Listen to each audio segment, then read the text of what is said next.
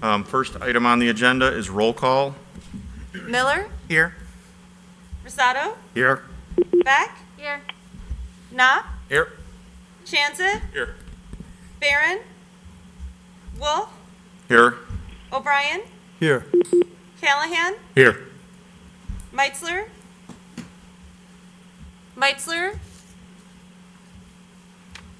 Malay, Here. Ewer, Here. Cerrone,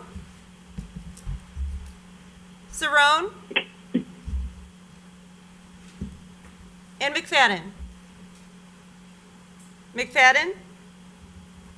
We have 10 out of 14. Okay. So we have the necessary form to conduct business. Next up would be a reminder to please speak directly into the microphone tonight. And for anybody from the public that's speaking, you use the center microphone on the stand there. Thank you. Next up would be approval of the minutes for July 7th, 2020. So moved. Second.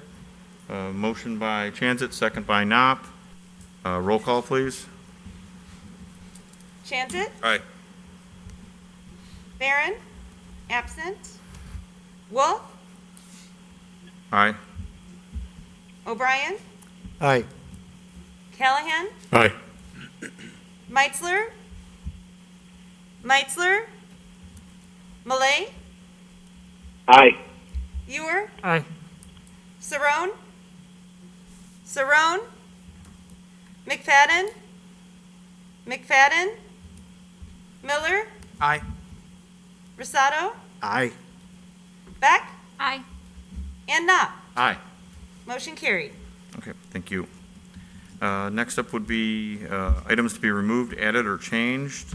Your Honor, I'd like to move the discussion of video gaming. I know that 3 of the 4 that are missing tonight could possibly dial in tonight. Can we move that to 13A, just in case they are going to jump on Back to the tonight? end, and if they show Yeah. up, then if we get 3 of them, we'll have the discussion. And if they're not able to join, I would argue that we should not discuss it tonight. I would rather have their opinions Okay. because the votes are so close. Okay, we can do that. Next up would be matters from the public for items not on the agenda tonight. Do we have anybody from the public for anything not on the agenda? Okay, next up would be discussion of North River Street options, and we have a few people here for that. You wanna Is start that, Laura? Gary on the line? Then I will go ahead and present. Let's open this up. Okay, so in response to ongoing global COVID pandemic and the challenges that has presented to our business community, City Council directed that we should close North River Street from Wilson Street to State Street to vehicular traffic to allow for there to be more outdoor activity in that area because it could serve as additional outdoor dining space and for social gatherings. And so Gary in his memo has enumerated many of the things that we've done. Initially, we created a one-way street while we were waiting for IDOT approval for our traffic plan. We have purchased and/or fabricated the necessary barricades and temporary pavement striping, and then also manufactured the signage so that we could do that. We have deployed temporary traffic control devices to implement the one-way. We also, City Council, determined a process to determine the closure limits. We had a couple of meetings about that, considering the impact to the adjacent businesses. We also borrowed picnic tables from our friends over at the Park District, who were willing to loan 18 tables to us free of charge, and put those out, as well as reconfiguring some of the existing concrete planters so that those could be a physical barrier to protect against the traffic that was still traveling there. We also coordinated with the city's waste hauler, Advanced, to put out more receptacles for garbage collection, and supplemental signage to advertise that this was an area for outdoor dining and also for liquor consumption in that area to notify everybody what the usage guidelines were. We also implemented a temporary parking plan for the building owners and tenants when the closure was going to be put in place. And since then, we've hung additional banners and signage to advertise this as an outdoor space for dining and entertainment and shopping. And we've been doing this in ongoing coordination with Main Street and our local business owners to address any concerns that have arisen. So at the end of the season, the following activities will be necessary in order to restore the roadway and prepare for the efficient removal of snow when it occurs. We'll have to coordinate with the Park District for removal and storage of the picnic tables that are out there, and also remove temporary traffic control devices, pavement striping, and signage. Coordinate with KDOT for equipment to remove the concrete barriers, because that is not equipment that the city owns itself. And then removal of the supplemental guideline and advertisement signage and banners, and relocation of the concrete street planters where they normally are during the winter time. So all of this needs to occur at a time when the members of Public Works are very busy with our leaf collection operations. And it's not unusual for that to go even into the week following Thanksgiving. In fact, if you recall, our very first major snowfall last year occurred right on Halloween. So demobilization of North River Street is going to be a challenge for our resources during a very busy time of year. When we made the decision to temporarily close North River Street, we agreed that the 2020 season was going to serve as an experiment. So try new things and see what works best. So certainly the types of closures that are there are ones that are required by law. But if we were to seek a permanent ongoing closure of that road, we could ask for approval from IDOT for some different type and more pleasant looking barriers to be put in place.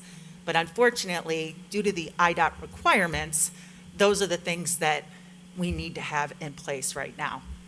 Also, because it needed to be put in place so quickly, I want to reiterate that the governor gave us 2 days' notice. I sure am glad that when we went into phase 3, that the governor's executive order said that we could do outdoor dining. That was a little unexpected, but Public Works was able to set everything up within 48 hours so that we could avail ourselves of that new opportunity.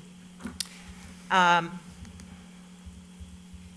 now, we're at a place where the road is completely closed. We have some feedback from people that they preferred the situation when it was the one-way versus it being completely closed, but others do prefer that it's closed, but want to suggest some more aesthetically appealing things that might be done. So some of the challenges that we face there is because of the need to maintain emergency access there, because the buildings that are on the west side in the mid-block are not accessible from any other way but to drive the apparatus down North River Street. There's an ongoing requirement to maintain a 15-foot wide strip of pavement so that that emergency equipment can access those buildings.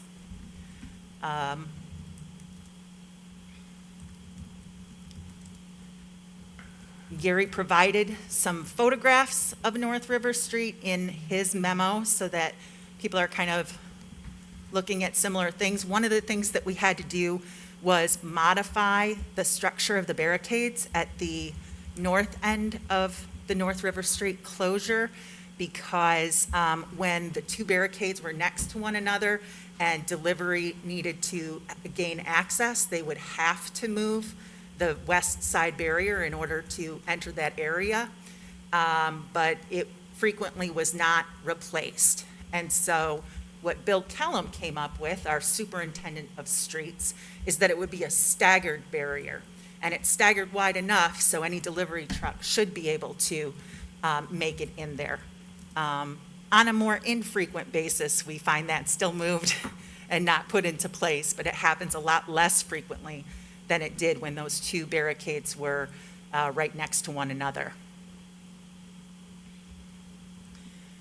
So recently, the city received some feedback that it's sort of a less than festive atmosphere over there.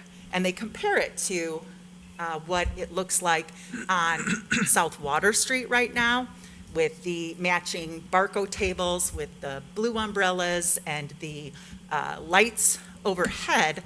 But I do want to point out that that was a private property owner who secured those tables from Barco Products. Barco Products did note that they were donating them to the city for the city's use, but it was the coordination of that was by BEI Properties contacting Barco Products and also coordinating the volunteers to put all of that equipment together.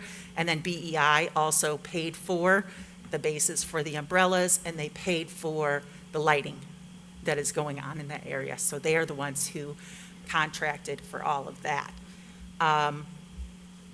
So that's kind of the different ways that those two things came about. The city putting together theirs in 48 hours, borrowing things from the park district. But certainly if we decide that we want this to be an ongoing thing, we could look into the purchase of tables and or how lights might be installed. So the first thing that Gary addresses as a point of discussion is whether there should be a permanent roadway closure or not. If it's the city council's desire to continue to promote outdoor dining and gathering in this area, then staff recommends permanent improvements to facilitate those goals. Construction of curb and sidewalk improvements at the Wilson Street side to eliminate the North River Street leg of the roadway intersection. A permanent pavement striping modification on Wilson Street to eliminate the left turn lane. We'd eliminate signage associated with the North River Street at the Wilson Street intersection. And we'd put a permanent gate or bollard system at State Street to facilitate access by authorized vehicles. And a permanent closure of the south exit from the current public parking garage. It also could be a permanent conversion to one-way northbound from Wilson to State Street, which then we would reinstall the one-way signage and elimination of conflicting signage. The next thing to be decided are the permanent streetscape amenities or not.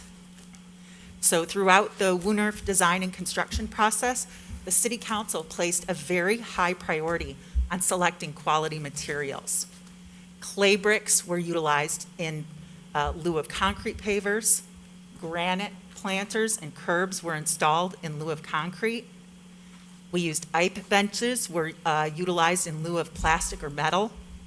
And then we also bought designer bike racks, which were installed in lieu of traditional bike racks. Basically, City Council's goals were for that street to look beautiful for the next 50 years.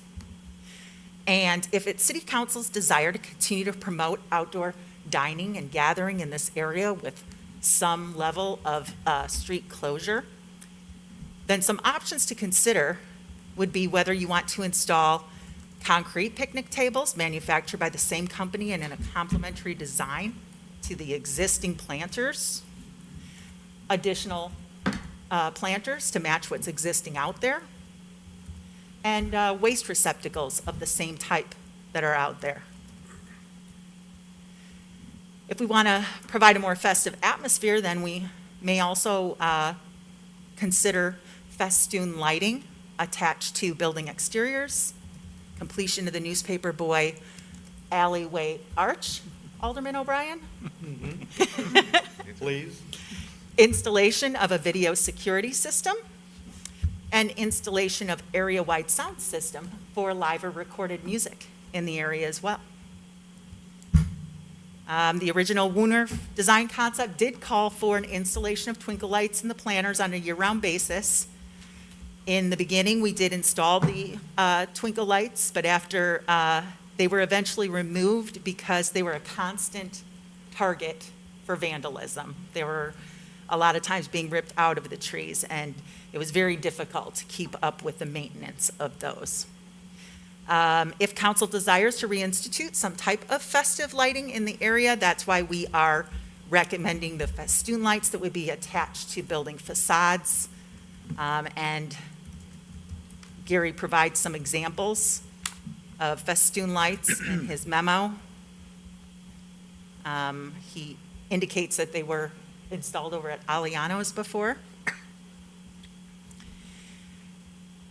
We could also, the archway at Newspaper Boy Alley has been discussed by City Council for several years. It would be located in the approximate center of the outdoor space and would become a focal point.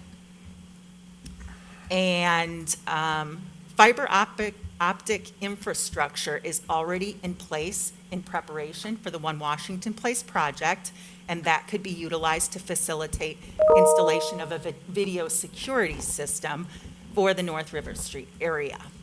Could provide accountability for operation of the gate system at the north end, which would be important, and also to dissuade potential vandals, since we're, going to be really having some nice amenities in this area. The original Woonerf design incorporated spare conduits for voltage wiring in support of a sound system, so we wouldn't have to do any additional and installation of wiring there. But we do have to keep in mind annual budget considerations. We do understand the motivation and reasoning behind this summer's experiment, given the limitations that the businesses faced on serving patrons indoors. And it was important for the city to make a strong effort to support our business community during these difficult times. We do recommend against continuation of the experimentation phase in 2021 because it has posed a great strain on our human resources away from what their traditional roles have been. But again, we completely understand, and we were wholeheartedly behind making these efforts. But we would seek that these items, if we decide that we're going to go in this way, would be funded in the 2021 fiscal budget. And so we are seeking your direction and recommendations for us. Thank you very much. Okay, who would like to open? Marty? Yeah, I disagree with the premise that it's an experimental phase. We're operating under emergency conditions. That's what this is. It's an emergency, and we need to be extremely and utterly flexible. To that end, the economic viability for this community and these businesses needs to be our paramount concern, coupled with the public health necessities that must be made. So to think of some things in the longer term, those are good for later dates, but we have initial fires to put out because it won't matter if we close it permanently if we don't have businesses on the streets. With that thinking, I think the priority, and as it was discussed in here, any other year, I would understand the workload benefits and the prioritization of, let's say, leaf collection.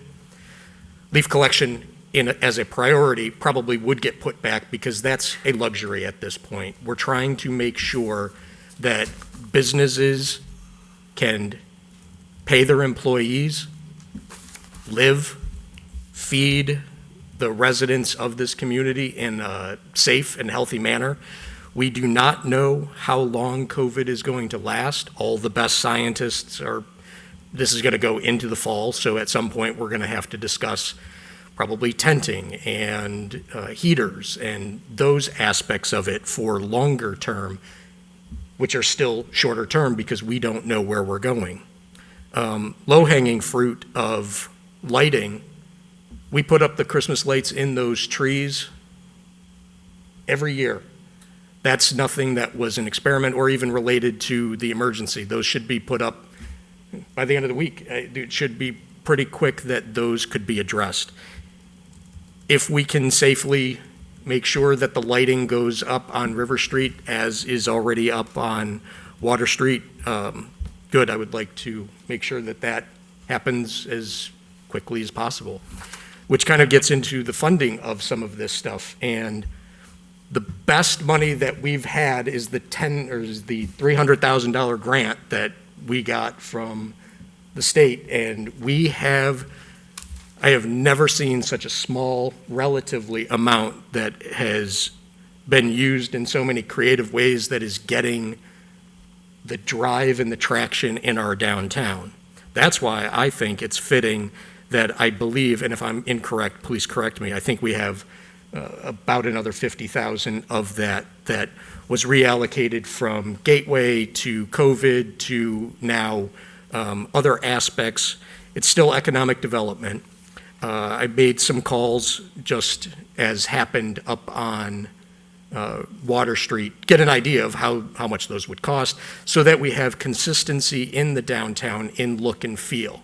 And I believe we could secure 20 to 25 tables with umbrellas, bases to be able to put onto River Street, or if we have too much good, then put some more over at the Popcorn Depot as has been suggested, or other places that we know there's going to be a need. Because we have areas that throughout our town will have table and seating, that widens the street, not just from River Street, not just from Water Street, and it ties the flow and the feel of all of our downtown together, which is the ultimate goal. It's not about one section of town, not about one business, but it's about our community. And that's why I feel this money, that if we decide to reallocate, again, another portion of that towards the purchase of it, it will help our business neighbors be able to succeed, because as of right now, we closed the street and without watering the garden, just kind of waited to see if we would get anything. And I think we need to put a little bit more into it financially for them, because I know they're spending their time and talent and programming into that area to try to make it a success. And I think that we have some means to be able to assist them and partner with them, because we rely on them just as much as they rely on us. I would support Marty with this. I think it's important for the city itself to have our businesses be successful. And if one fails, the city fails. And so whatever we can do to support the people on River Street, the people all throughout downtown, we need to do that. So I would wholeheartedly support Marty in this endeavor, and I think we should all, as a council, get behind that. I know this is COVID time, and money is tight. But as the mayor was saying last night, Batavia, I mean, not to get crazy, but Batavia has been faring pretty well in COVID, because of, I would say because of his leadership and leadership of the administration, definitely. But we need to really, get behind our businesses and support them. And so whatever we need to do, I mean, I'll leave it up to the businesses to ask us, to tell us what they think, and we'll have to come to a conclusion on that. But the lighting, I mean, it's like moths to the flame. I mean, you put lighting up and people start to congregate. I think that's important. I mean, we've always said, since we started on River Street, it's for me, it's always been a journey through our downtown. And I think that's important, that people walk through our downtown and they meet their neighbors and they find gathering places. And it's, like I said, it's a journey, and I believe that. And I'm pushing for more of it eventually. I know in time of COVID, it's not possible for more things like that, but this is pennies on the dollar. And I think we really need to do this work and support our businesses. So I'm just going to stop talking now, but I have more to say, but I'll catch up later. Dan? I piggyback on that. I would say I would only support high-quality materials, too, because we put Absolutely. all this thought and time and effort into getting what's there. I would like to talk more about the experiment phase, though, because I do see both points. We are in an experimental phase, kind of. We're also in unprecedented times, but staff does need some direction, so we need to give them some finality on some of this. The long term is it is putting undue stress on the city if this has to go on for a very long time. So we should probably talk about streamlining, giving them some policy decisions tonight. Anybody else? Abby? I would say too that I agree with you on that, and the suggestions that have been made so far about tables and lighting. I think with the lighting, you know, whether we move forward with experimenting with road closures or open closed, timing of all that, lighting will be a benefit no matter what. So that's easy, that's an easy investment that stays with the street, it stays on the public infrastructure. I think if we're going with tables like we have over on Water Street that are much easier to move, then we're still, even if we're not experimental, we're nimble and we can change our mind, we can move them around a lot more easily. And so I think, Dan, maybe what I hear you saying too is that we maybe need to make a final decision on how we want the street to flow in terms of traffic, is kind of one of the biggest pieces from staff's point of view that I know takes a lot of time to rearrange logistically. And from that, I mean, I've got my own opinions, but I would love to hear what our audience has to say about those logistics before maybe we get into it too much. Joe? You know, I like the idea, or I like the naming of it as an experiment, and Marty brings up a good point about it being an emergency. It was kind of an emergency experiment. And I don't know that any business owner, the day they open their business for the first time, can look back and say it was 100% successful and they didn't have to make any changes. That's where we are. This is the first time we've ever done this. We're learning on the fly, and we need to make adjustments as we go. To Abby's point, we need to be nimble. We're trying to learn the right things and the wrong things, make changes so that we do it even better as the next season comes around. And I think we really value the input from the business owners in that area. Mike, do you want to chime in? Yeah, I'm all for it too.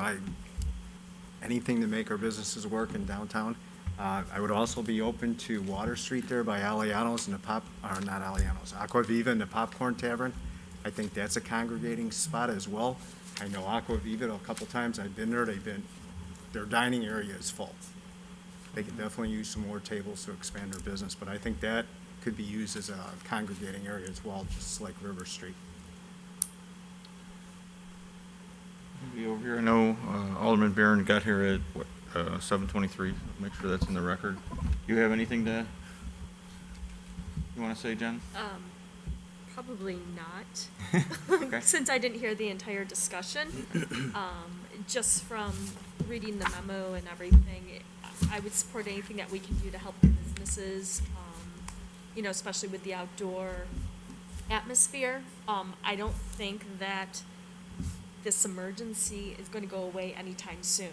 I think it's something that's going to be around even into next summer, and this is something, you know, as Joe pointed out, we're learning, and we can make it even better for next year. I think this is something that we're going to need to be ready to do for the next couple of years coming up. Keenan? I would like to hear, knowing where we're going with this in the long run, I would like to hear from the businesses that we can figure out what it is they think we can do right now, and then we figure out, can we do that now, or can we put something in place to build upon that, so that next season we can give them all of that, and where we just use steps to build upon if we can't give them what we need now to help improve the flow of traffic and foot traffic in down North River Street and also throughout other parts of town. Mark? Yeah, I agree that we should do something right now, and I agree with Jen that this is likely going into next year. And actually, to that point, it doesn't really matter, because I really think that we should be treating this differently than we have for the past several years, and create that more festive environment that we fill some of those empty storefronts. It's one of the only places around that you can visibly see some of the empty storefronts that we should really take care of. So I think we need to take care of something now, but then think long-term that what we do now is a permanent thing. Like it? Your Honor, go ahead. Couple of thoughts. Number one, I certainly support the idea that we use this money and get the grant. I really would stress that I think we need to do it pretty quickly, because in the region, I hear conversations going around about if anybody's gotten state money before and back in the bank and we're not using it, that we run the risk of the state of Illinois showing up here someday wanting to retract the money from us. And, that seems to be more and more opinion that's being raised, given what some people think is the future of financing in the state of Illinois in the not too distant future, and I mean not too distant. So I would encourage us to get this money out of the bank and into the hands of Main Street or whomever we destine to do this. The only other thing I would say is that I'm walking around here, I get differences of opinion from individual owners over there about the total closure of River Street. There are some that are not real happy about it. And I think before you go ahead and finalize that, maybe we should specifically have a meeting where they're all invited to come in here, and let's see if they want to come. And I don't know if there's any behind me or not. There's a whole bunch behind you. I think they're all here. I know there's some for and there's some against, but there are some that feel very strongly about it. So, but I certainly think that, we can use that money on River Street, whether we totally close the street or not. As I supported the other night, the idea for the 4 more buildings, that was $32,000 off the table that we got. And if this is another $50,000, I don't know what we got left in that fund, but we probably should find out if there is anything else we need to be buying. An interesting sidebar, when we talk about picnic tables, I was contacted last week by the Methodist Church, and they've had a program in that church for a long time where every summer about this time, they sponsor a trip to West Virginia in the Appalachian Mountains, in which they go out and contribute like 10 days of the students working to help rebuild a house for somebody out there or something. Well, this year, given the issues that we're all dealing with, they had to make a decision that they weren't going to go on the Appalachian trip.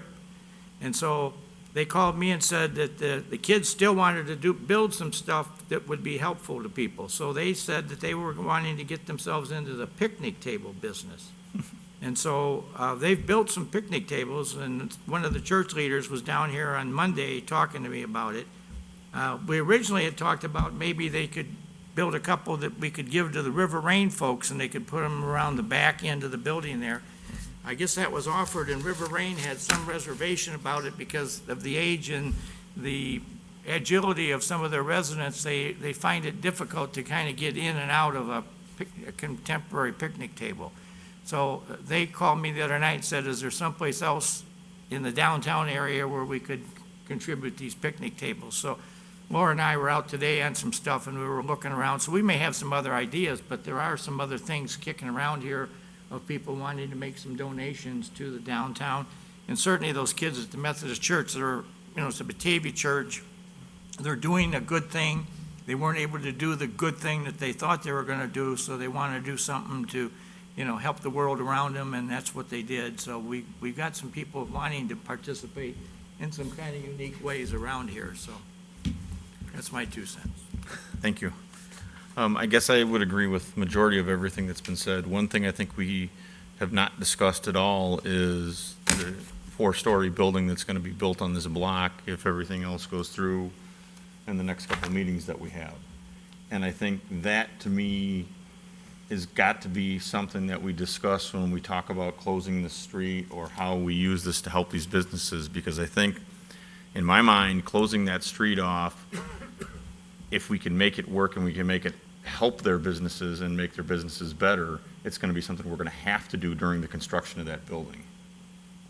Because I think the rest of the area over there is going to be such a mess that if we can maintain this street as a resource for them, I think that makes it even all that more important that whatever we do, as you said, Keenan, makes steps into a direction into the future that helps the downtown get through that kind of construction, because that's going to be a big mess. I mean, we all know what happened when we built River Street, when we redid the bridge.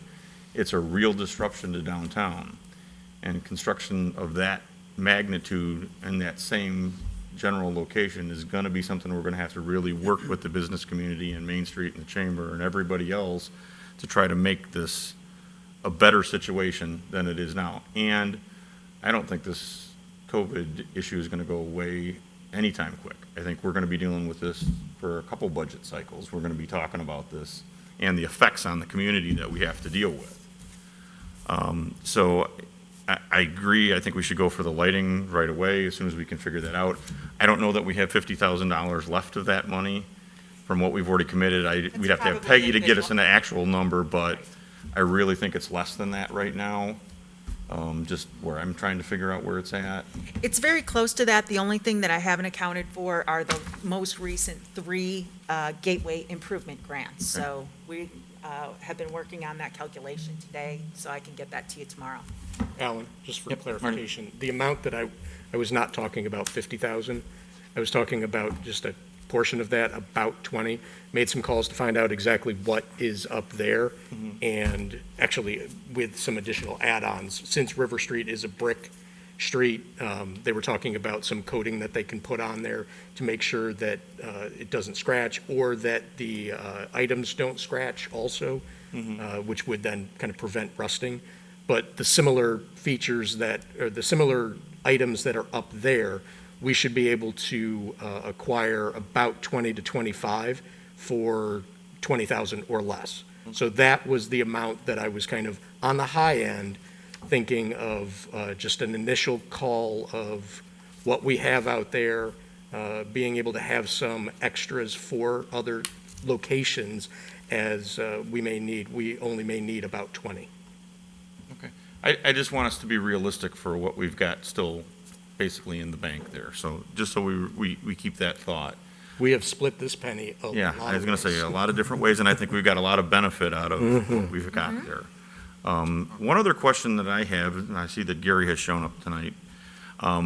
The barriers that we have over there, I have yet to see the actual, I guess, state requirement or state rule or whatever that says that we have to have those out there. I have seen, and I should have taken pictures of them, other cities with similar situations that have not had those barriers out there. They've used concrete planters, they've used concrete walls or whatever the little section of wall is that they have.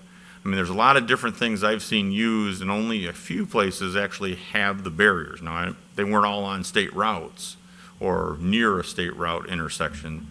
So I guess I would like to understand or have clarification on why we can't do something that's more appealing to, pedestrians, even just simple pedestrians going past those, or to provide sight lines to the areas that we've tried to create that has to be that giant barrier.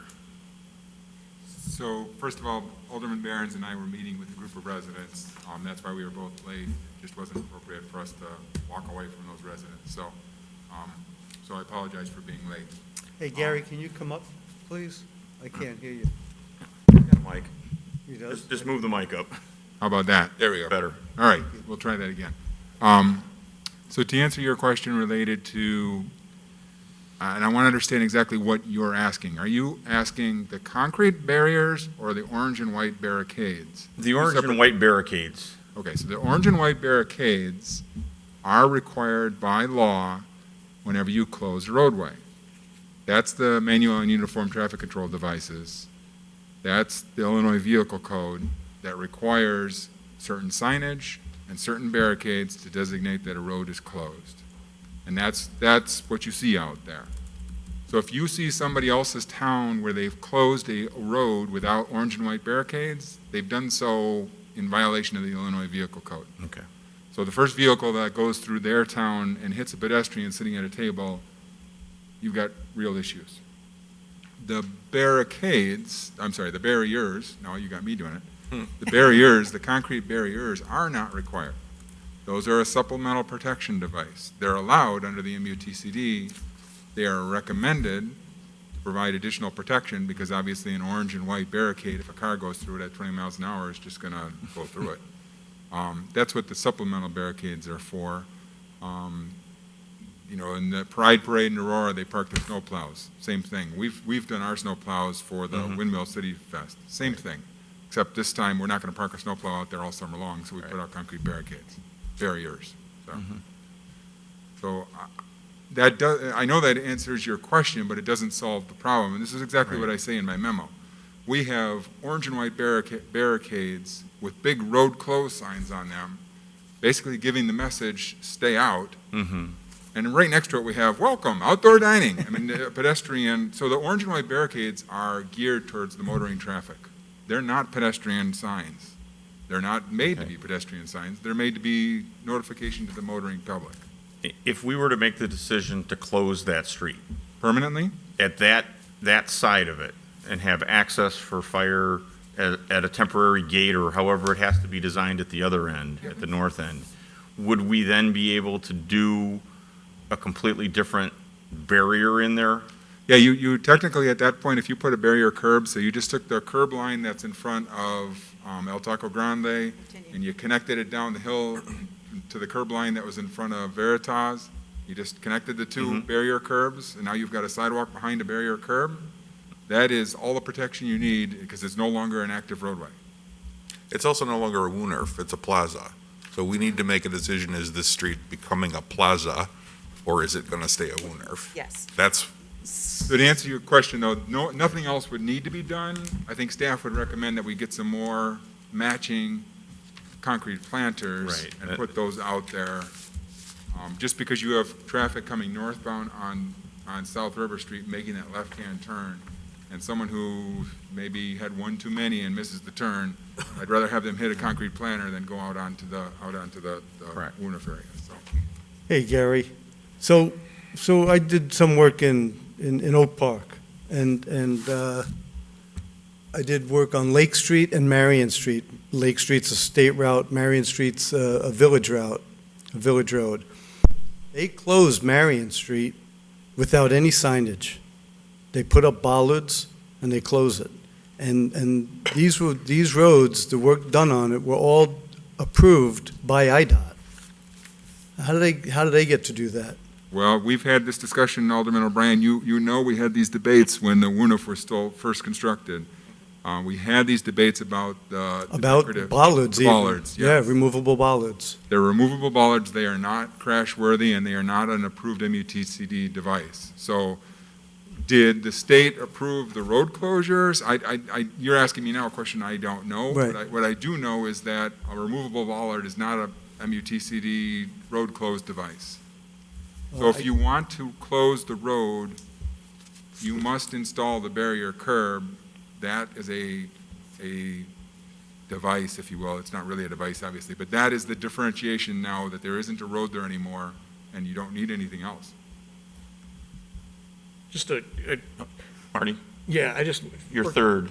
Oh. You'll have to wait for a minute. Mark is next. Really then quickly, Joe. Gary, Thought you were calling. one of the things that's not mentioned here is that we talk about making it one-way northbound. What if it was one-way southbound?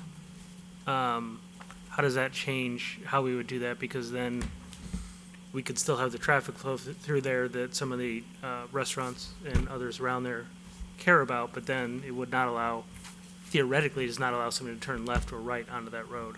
How would that would that just be a one-way sign and you'd be done? So one-way southbound, you still could only turn right. You're not allowed to turn left as you're heading house southbound on River Street today, because you only could turn right. It's not a full intersection. The reason why we went with the one-way northbound this spring was because we could do so without any permits from IDOT, because everything at the intersection remained the same. The only thing that changed was southbound traffic coming from State Street or Spring Street, they now saw a whole bunch of new signage saying that they can't go southbound. That signage was all able to be placed on the local right-of-way without a state permit. So to answer your question, as long as we got approval from the state to go one-way southbound, so we'd have to install do not enter signs and stuff on the state right-of-way, which I don't understand why the state wouldn't approve that. That would be fine. Okay, thank you. Joe, you're next. Can you paint orange and white stripes on a concrete planter to No. take the place of an orange and white sign? You cannot. And if you go up to St. Charles, you'll see the exact same. They use the type 3 with the Jersey barrier behind it. Marty? No, go ahead. Okay. Abby? Up on Water Street, where we've got the type 3 and then the concrete behind it, there is 2 type 3s, and you can see around them to get a sight line down the street. Can we remove one of the 3 type 3 barricades so that we've got just a little bit more spacing and a little bit more of a sight line down that street? I was doing a little online shopping for type 3 barricades today for no good reason, and found that you can find them in 4-foot sections too. Like the type 3 seems they have their standard width, and I was reading all about them on the UTCD and how they need to be designed. I couldn't find where, it's not the Illinois rule, so it doesn't say where you need to have them, but it does show them in these smaller widths that we could at least have the visual for the drivers, but still have the visual of being able to see down the street. So type 3 barricades, as we're describing them, have a specific dimension. So if you're looking at another barricade that may look like a type 3, it probably doesn't meet the MUTCD guidelines for being a type 3. I will ask the question of our street superintendent. Our street superintendent for 30 years has been doing nothing but MUTCD. I'm going to guess that what he put out there is what's required, but I will certainly ask the question. And then just a follow-up question on the temporary to permanent. So if we were going to go permanent, we cannot do it without installing a curb? Is that what I'm understanding? Because it needs to not be a roadway anymore. So that really lends itself to the curb. Or, this is another MUTCD question, is if you could have some other permanent, it has to not be a roadway. So I think it's the curb that's the key.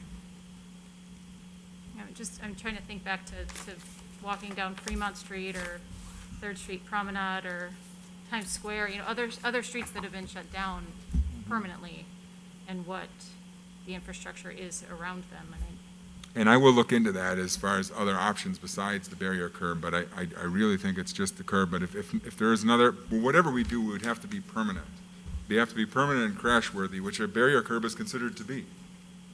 So a barrier curb, well, I can get into what we call the clear zone, but a barrier curb is meant to literally bounce your vehicle. It's meant to be a barrier, as the name implies. And being of a low nature gives the line of sight down the street to see what's happening as well. Mike, did you? An only observation I'd make would be, I would be opposed to closing the street permanently.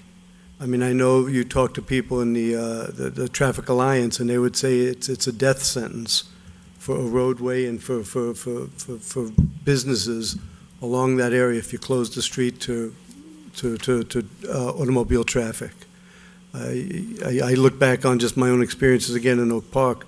They had Marion Street was closed. It was just a plaza, and the businesses were all dying. When they opened it up, businesses refurnished and came back.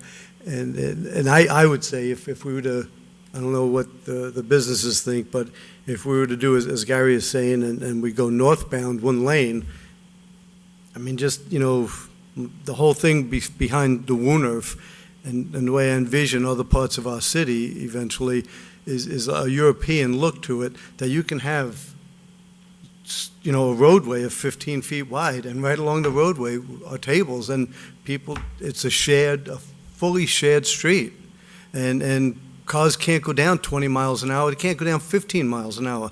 They go on the street there, and there's pedestrians walking around. They go 5 miles an hour. They just get through the street, but cars do go through. And I see that as a complete street. The state is telling us they want complete streets. They're funding them. I know the state doesn't have any money to fund them, but they are definitely proponents for that and support that. So that might be something we might look into.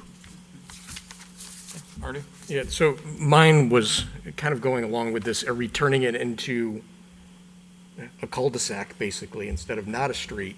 And I'm, like you, I'm concerned about closing it full-time, because in the winter, I don't see the need for it to be closed. So I think that flexibility for it needs to remain, which kind of goes to the discussion of the street for a permanency is a longer discussion than kind of what we're dealing with the scenarios as to why we're doing what we're doing currently. We are closing it, considering closing it full-time because we need the space for all of the businesses that need to survive by moving their interiors to the exterior. At a later date, when COVID is a horrible memory and everybody goes back into businesses, we won't need all of the tables all of the time down the street.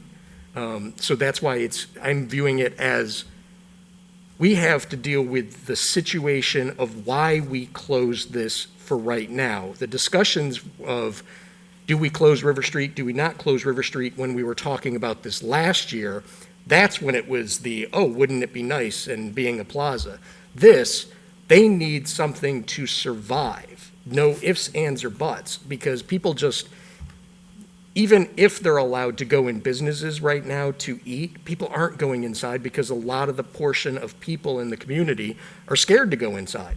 So if we don't have the options for them, they're not going to go inside, and we don't have the available options for them to eat outside, that is money that is not going to be spent in the community, and that is not money that they're going to use to survive. So the longer discussions of, where we are with closing River Street full-time are probably for next year, when we get out of the emergency phase of what do we need to do, because some of the businesses, they don't have the need for a full-time closed street, and that could be their death sentence if we closed it full-time. And we wouldn't need to do, and we don't need to do that right now.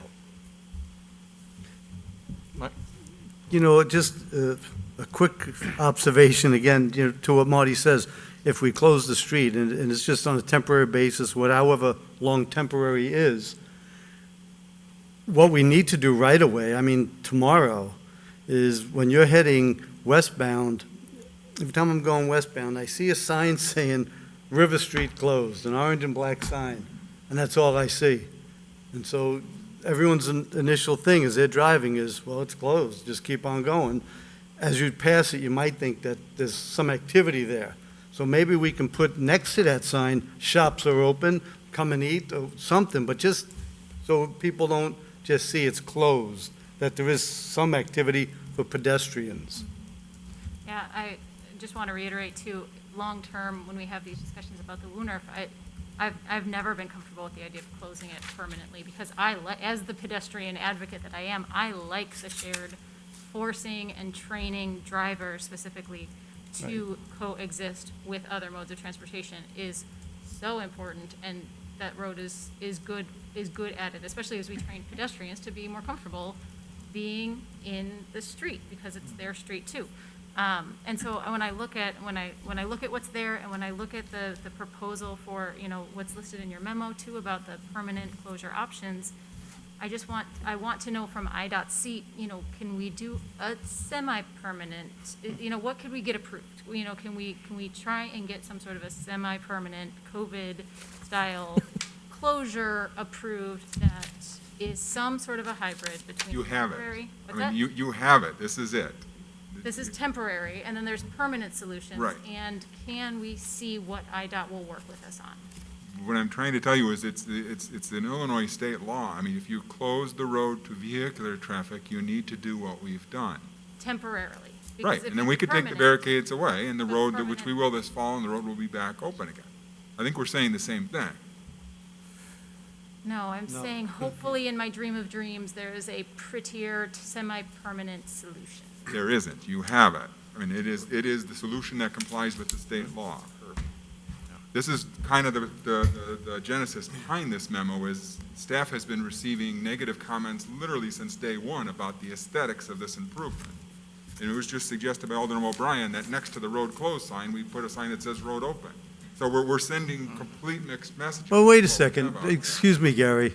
I didn't say road open. I you said shops open. Shops are open. There's a big difference there. So pedestrians can walk and participate.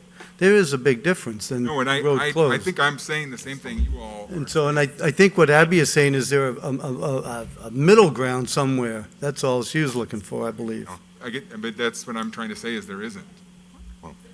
Dan? There is. It's a curb. Yeah, So it's a plaza, it's a cul-de-sac, it's a Woonarf. right. We need to pick one of those three. It will be very pretty if we pick a curb. It will be. It'll be very pretty because there's no need for barricades. But we just changed our mind on what the point of the street was. That's all. I just feel like we need to flesh that out. Because it should be pretty. We get that, but we're not putting a curb in. I'm opposed to it. And also, I mean, we approved last year closing it on the weekends, right? That was going to be a lovely, right, it's a temporary thing. And it's, again, but it never got pushed to actuality because of the hassle associated with the temporariness of it. It's a tricky thing. Again, if you go southbound one way, you would make it a lot easier at some point to close it off because you no longer need IDOT's approval because it already says do not enter one way.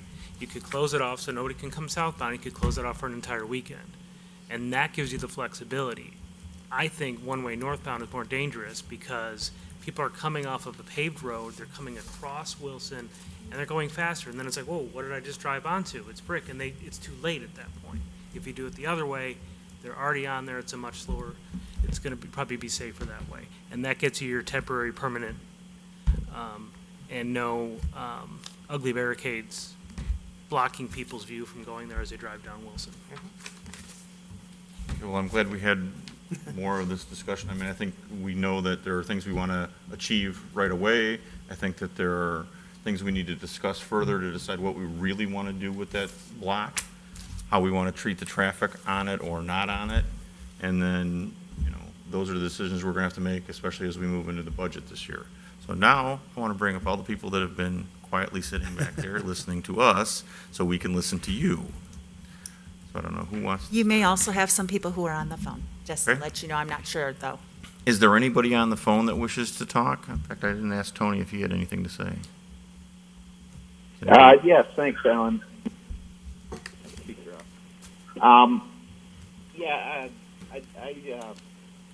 I agree. This experiment that we had. We can't hear you, Tony. Which has become an emergency now. I like to think. Tony, we cannot hear you. Can you hear me now? We can hear you now. Okay. I hear. All right. I hear myself then too. It's a problem. Well, I'll be short then. Our plan, we had already decided we wanted to make that investment, the return on investment better on River Street. And we decided, okay, let's look at the weekend closures.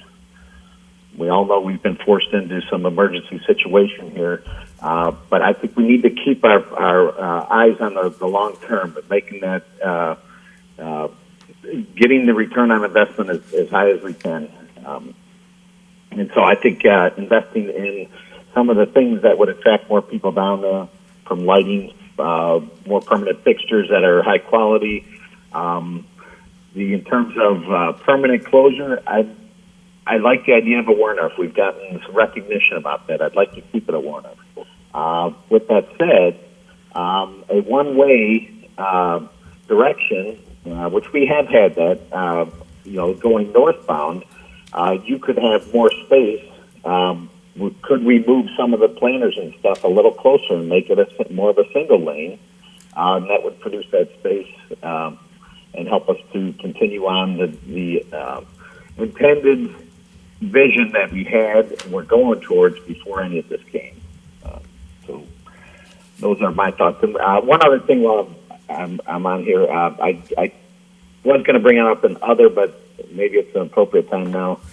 A constituent sent me a bunch of pictures with a lot of garbage and stuff that's scattered around, and it was not that appealing looking. I guess my question is, what is the plan for daily cleaning there? And I'm going to get off because I keep hearing myself. Okay. Gary, do we have any schedule or anything that we go down there, or is it just when Advance picks up the containers that are on the street? Yeah, and we do rely on the business owners to clean up their properties and around from their patrons. Our guys, we are not down there to clear off tables and wipe down tables and put away garbage. I mean, that's kind of beyond the city's scope. Okay. Advanced disposal does do the garbage cans and, things like cigarette butts or beer bottles or whatever. Those are expected to be, patrolled by and cleaned up by the business owner. And that was something that Sherry and I had talked about when we were first planning our outdoor dining area, that adjacent businesses who are serving those patrons would be willing to try to keep the areas cleared. And I think it only benefits the businesses to have it as clean as it can be. Yes. So I think that that's important, that that's a partnership that we work on and maintain or make better use of, what resources they have to keep the street clean. Right. Okay, who wants to start from the audience? Come on up.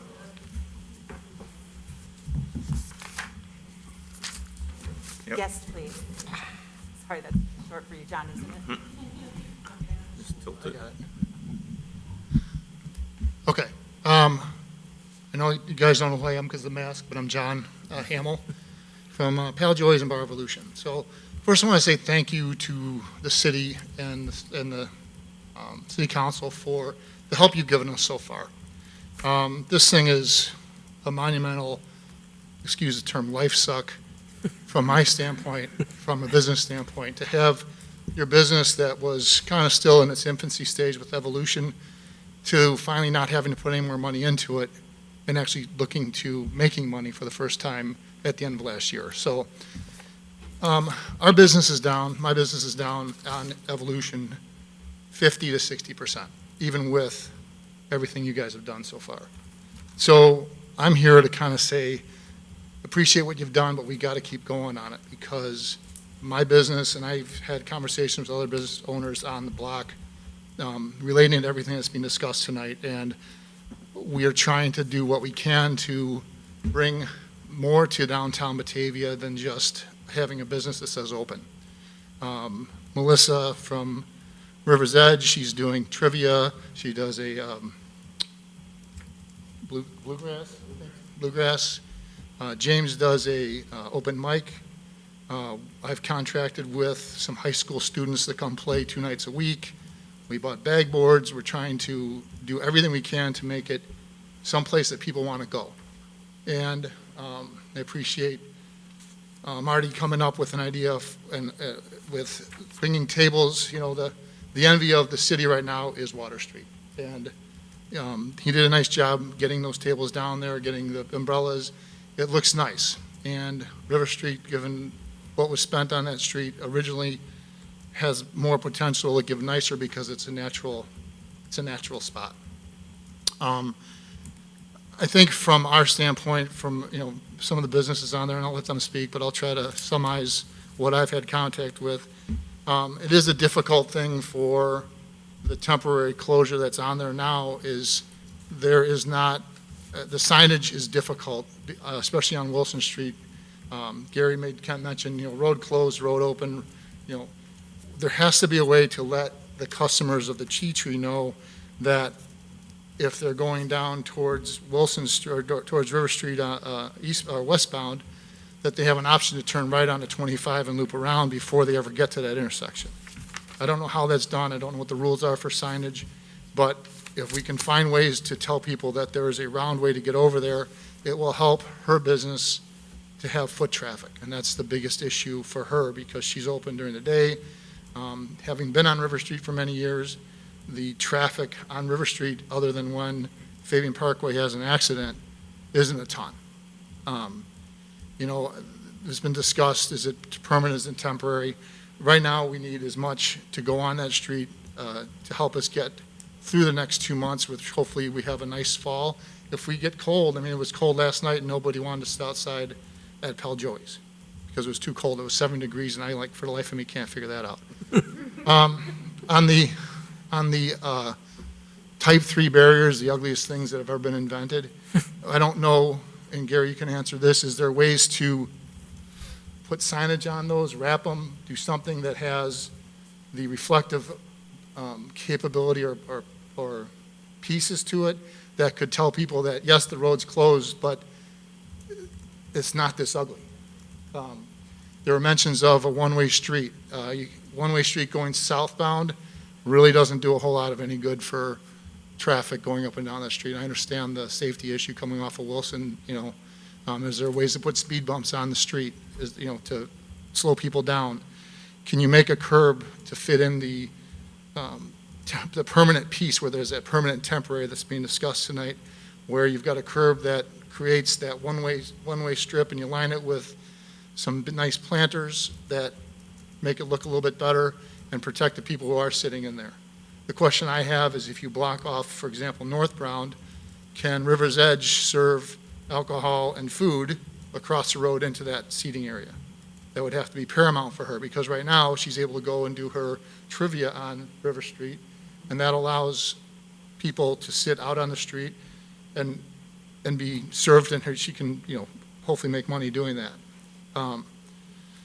So the other thing that's been brought up tonight is the One Washington Place, which if it's going to continue to go forward and it happens next year, there was comment that you have to make a decision on how to make this as nice as possible because coming off of a COVID-19 summer, going into a COVID-19 second year summer, going into a potential construction zone, I plead with the city to talk to the contractor who should take the responsibility to make that street stay clean, put up their fencing that has a really pretty design on it so you can't even look inside that construction zone.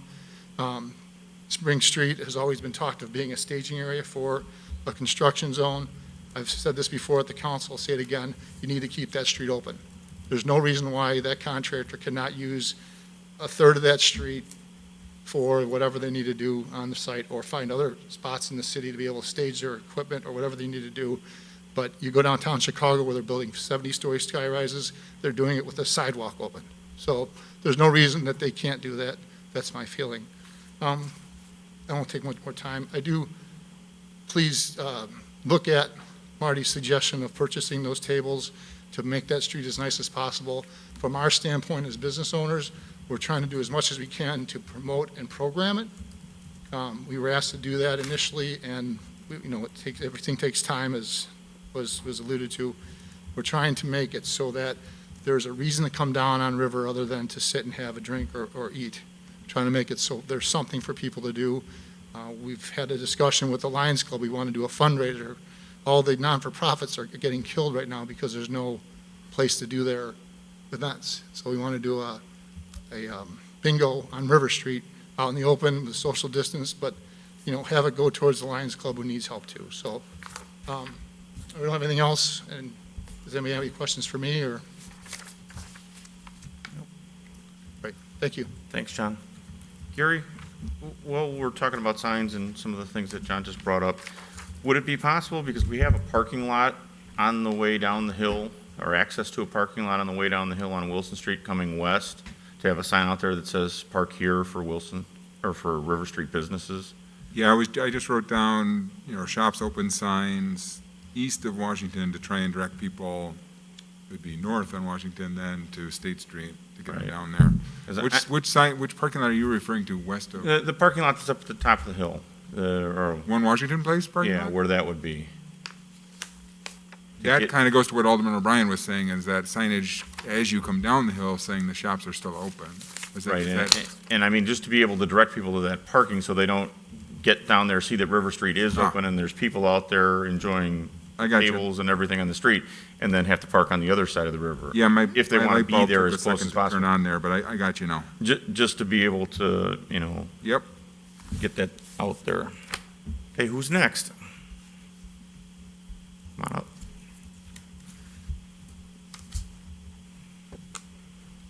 Thanks, John, for lifting that up for me.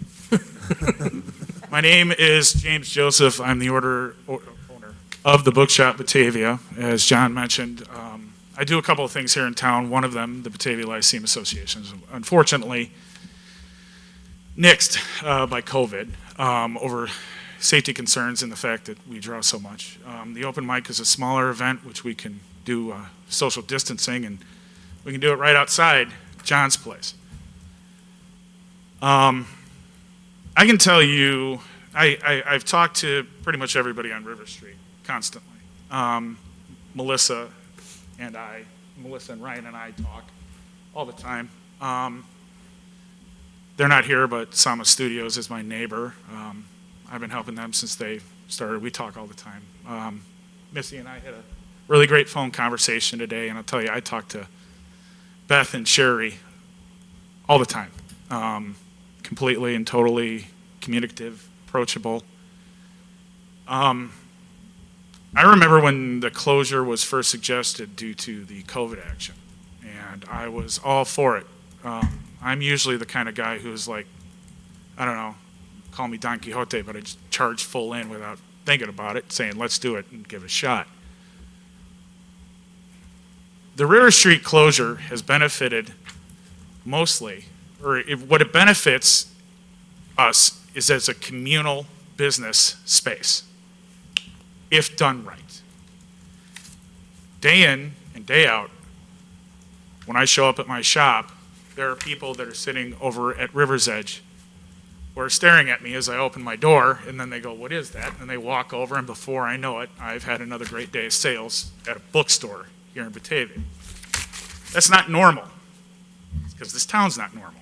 This town's a little bit better, I think anyway. But we're a communal business area. So when Melissa or Taco Grande or the businesses around me are allowed to have that outdoor area, and they're allowed the leeway to do so, people are looking at my door. So much, I've realized it so much that I'm going to actually be calling Con Printing on Monday or sometime later on this week and ordering a new sign at some point. I will say that I've heard a lot of talk about the concerns over spending on these tables, and I don't understand if the city already owns tables, why are they on a street that is nowhere near businesses?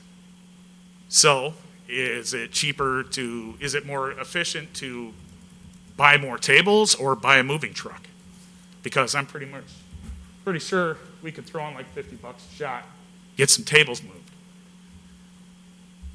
I know the aesthetics are a huge part of what would make River Street successful.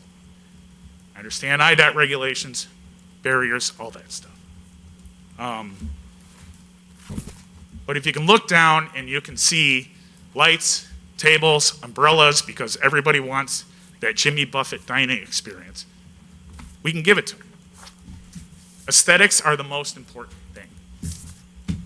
The only thing is now is I don't know how many times I've had this conversation, or we've had meetings, or all of us have had meetings to get to this point, but yet this week I see a picture of a different street that somehow got there way faster than all of us. And so it's not about, East Coast, West Coast beef or whatever. If we have the materials, get them where they're going to get used. Because if they're city property, put them where the city spent the money. Either way, in order for this to work, you have to have the aesthetics. You have to make people want to go down there. You have to make people want that experience. And there's only so much we can do. I mean, yeah, we all are walking down River Street cleaning it constantly. I know I am. We're all taking care of River Street. We're all worried about how it looks. We're having these conversations daily. So at this point, if we have the ability to do something like that and get stuff down there, let's do it. And if we can do it cheaply, let's do it.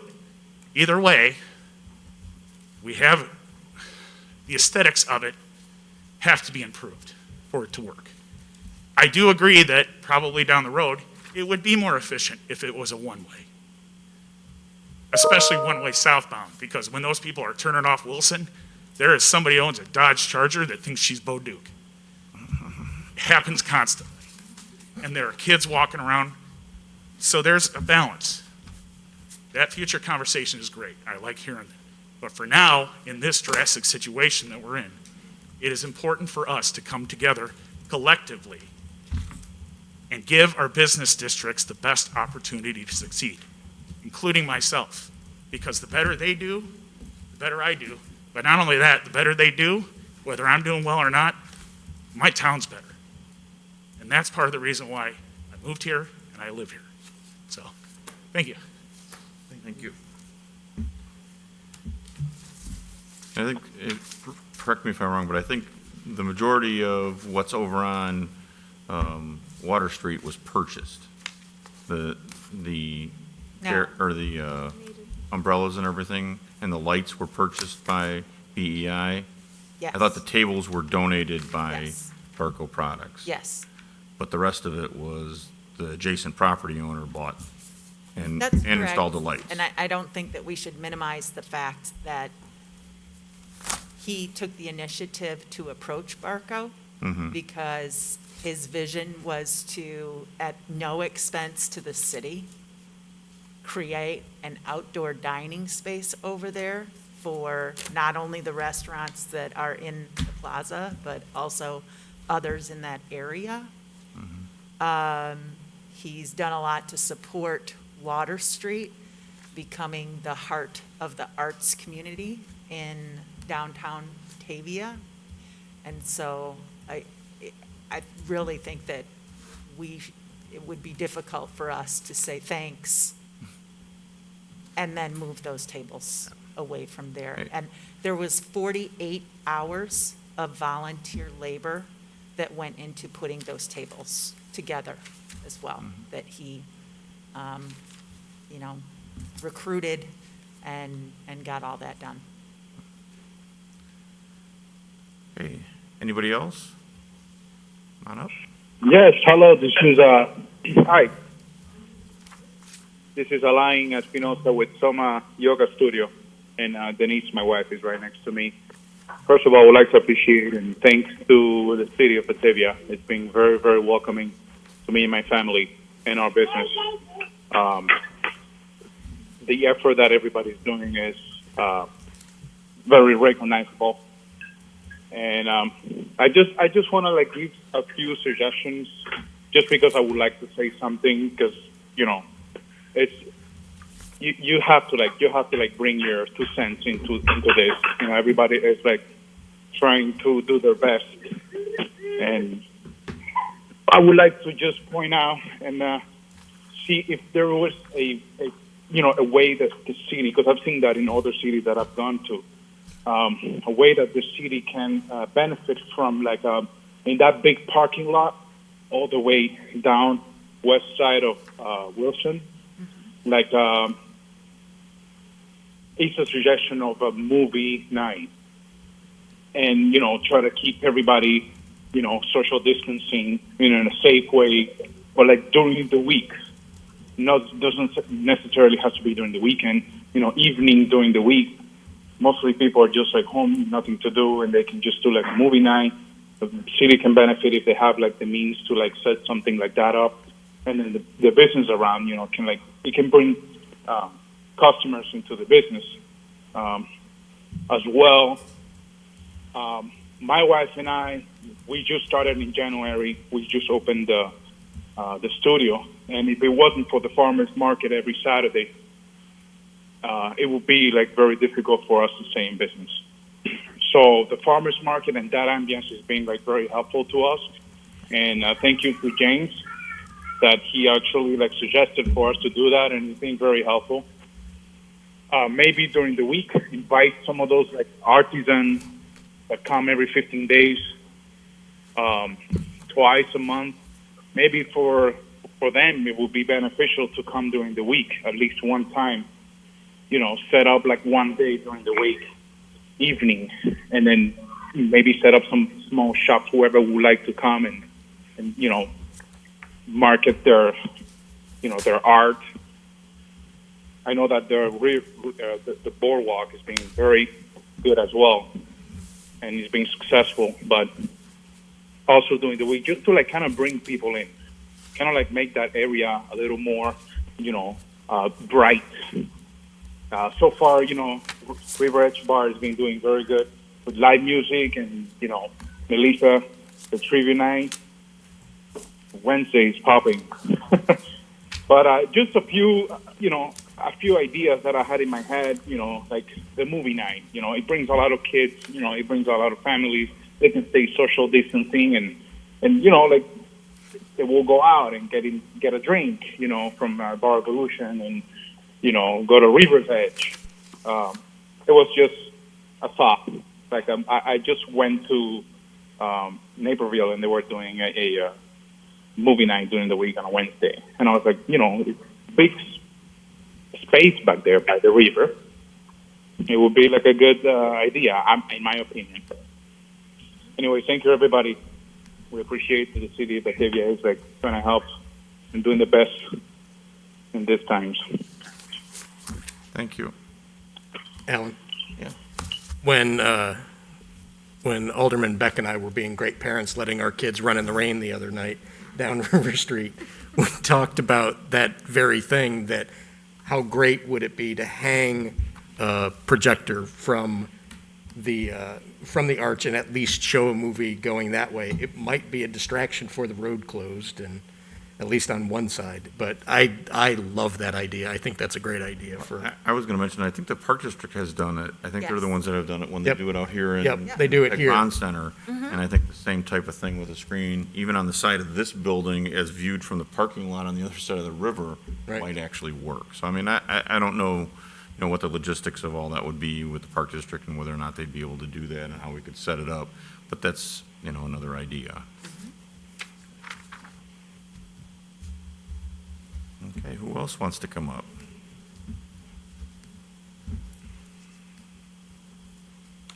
Good evening, everybody. Sorry.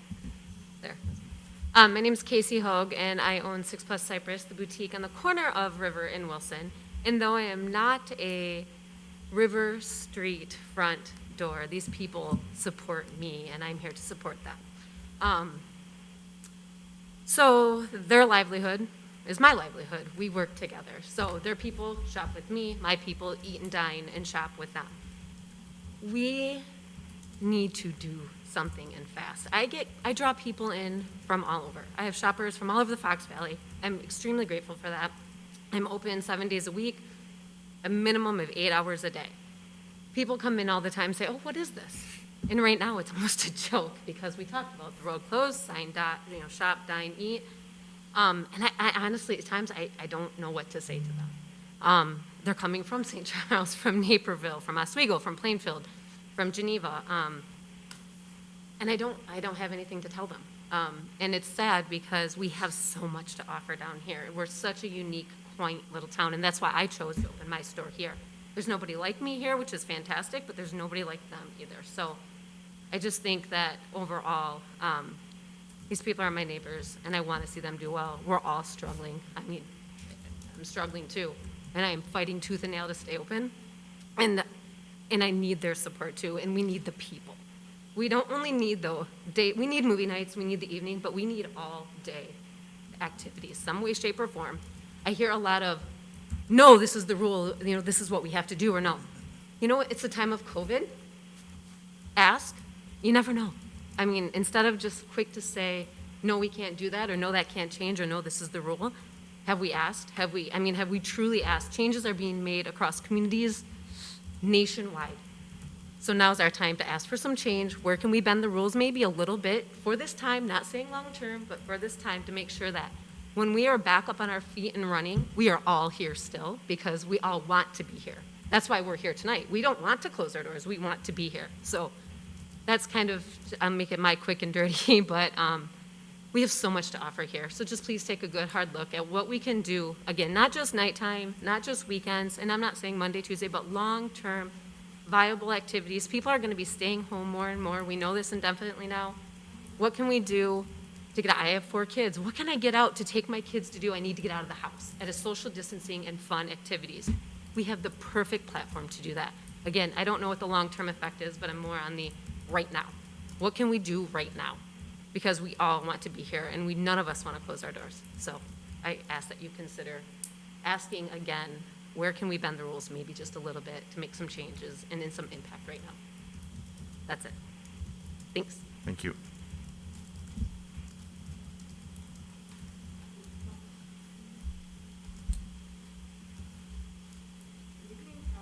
How are you? My name's Missy Hartman. I am the owner of the Tea Tree in downtown Batavia. I'm all about pretty. I just want it to look pretty. The sign thing, I'm just wondering if the road closed part of the sign can come off of the orange. So if we had one of the barricades and like 4 of those planters in front, that would be pretty. On the side, you can have the A-frames that have downtown dining right there. That's a way for those that are walking across River Street right there to actually see, okay, you can't drive down here, but you can come down here. At the Tea Tree, I do see a lot of people that are not riding their bikes down there anymore. They come up to the barricade closer to me in State Street, and they turn around. Pedestrians will turn around. They really think that that road is closed. So something needs to be done on that side as well, if possible. I know liquor sales go until 9. That might be a good thing to extend on the road, possibly on the weekends as well, once we get all of these tables out there and we get something that actually looks like something's happening on that road. I do want to talk about signage as well. I do have a lot of customers that come into the shop that say that they wanted to come 4 weeks ago. But driving west on Wilson, they see the sign, they either forgot about it, or they didn't know that the road was closed, or they physically think that the road is closed. They pass it up. There's nowhere to turn around. So they say, I'll get there later, or I'll get there another day, and 4 weeks will pass by, and that's when they arrive at the shop. So signage needs to happen before they get to that road closure coming that way, and the opposite. So today I came from Orchard, and I went on 31, and the first thing I see is River Street closed on the right, and then you've got blockage going into the turn lane, and then you've got road closed. The sign is great up top. I think it's wonderful, but your eye does not go there. So something needs to be pretty there so that people will go past, they'll walk by, they'll take the time to drive around, but they need to know where to go. So my customers are not all Batavia. It's not all Fox Valley. I've got people coming from Oak Park. I have people coming from Elgin. I have people coming from Oswego. I have people coming from south side of Chicago, north side of Chicago. I'm more destination, so for me that's a good thing. But I get a lot of phone calls, how do I get there? They don't know how to get around. So I think a lot of signage is needed just to get people around the block. I know it sounds ridiculous, but to get them around the block, to know where the parking is, because the signage is not helping at the moment. Other than that, I'm just here to support the businesses. As a business owner, it's a roller coaster. It's a roller coaster before COVID. It's a roller coaster during. But if they're not doing well, I'm not doing well. If I'm not doing well, they're not doing well. It's all about getting people down here. And I think it really is about the aesthetics. It's really kind of ugly. So I come down there every day and I think it's just a abandoned road is what it looks like. And I think that we just need to work on that. And that's it. Any questions? About the business, about what I see every day, about the bikes, about pedestrians? Because there's not much happening down there at the moment. I have a question for you, Missy, Yeah. and I guess it's really kind of a question for everybody. Is just kind of thinking, I'm like, oh, I'd like to pull the room. A one-way option that would eliminate a lot of the ugly signage. and we'd have to do a lot of rearranging of stuff to kind of traffic calm and make sure everybody is, we'd have to design the roads to make it uncomfortable for people to go over 10 miles an hour, say, for that stretch. Would people like that? So for me, I go both ways. I really don't mind either one. I think right now, I think the road is closed. We should just work with this, give it another month or so, see how it's going. I don't disapprove of the one-way at all, mainly because I've got the traffic during the day, they have the traffic during the night. So for me, it's easier for my customers to have somewhere to drive down, especially if they don't have to turn around to come back to me. But I'm not that selfish. So if it is appealing to people and it looks like a place that people want to go and just see, just what is going on down there, I'm fine with the road being closed. I think it gives more opportunities to the restaurants to sell alcohol, to have dinners out there, to have trivia nights, to have all of these great events that they want to have.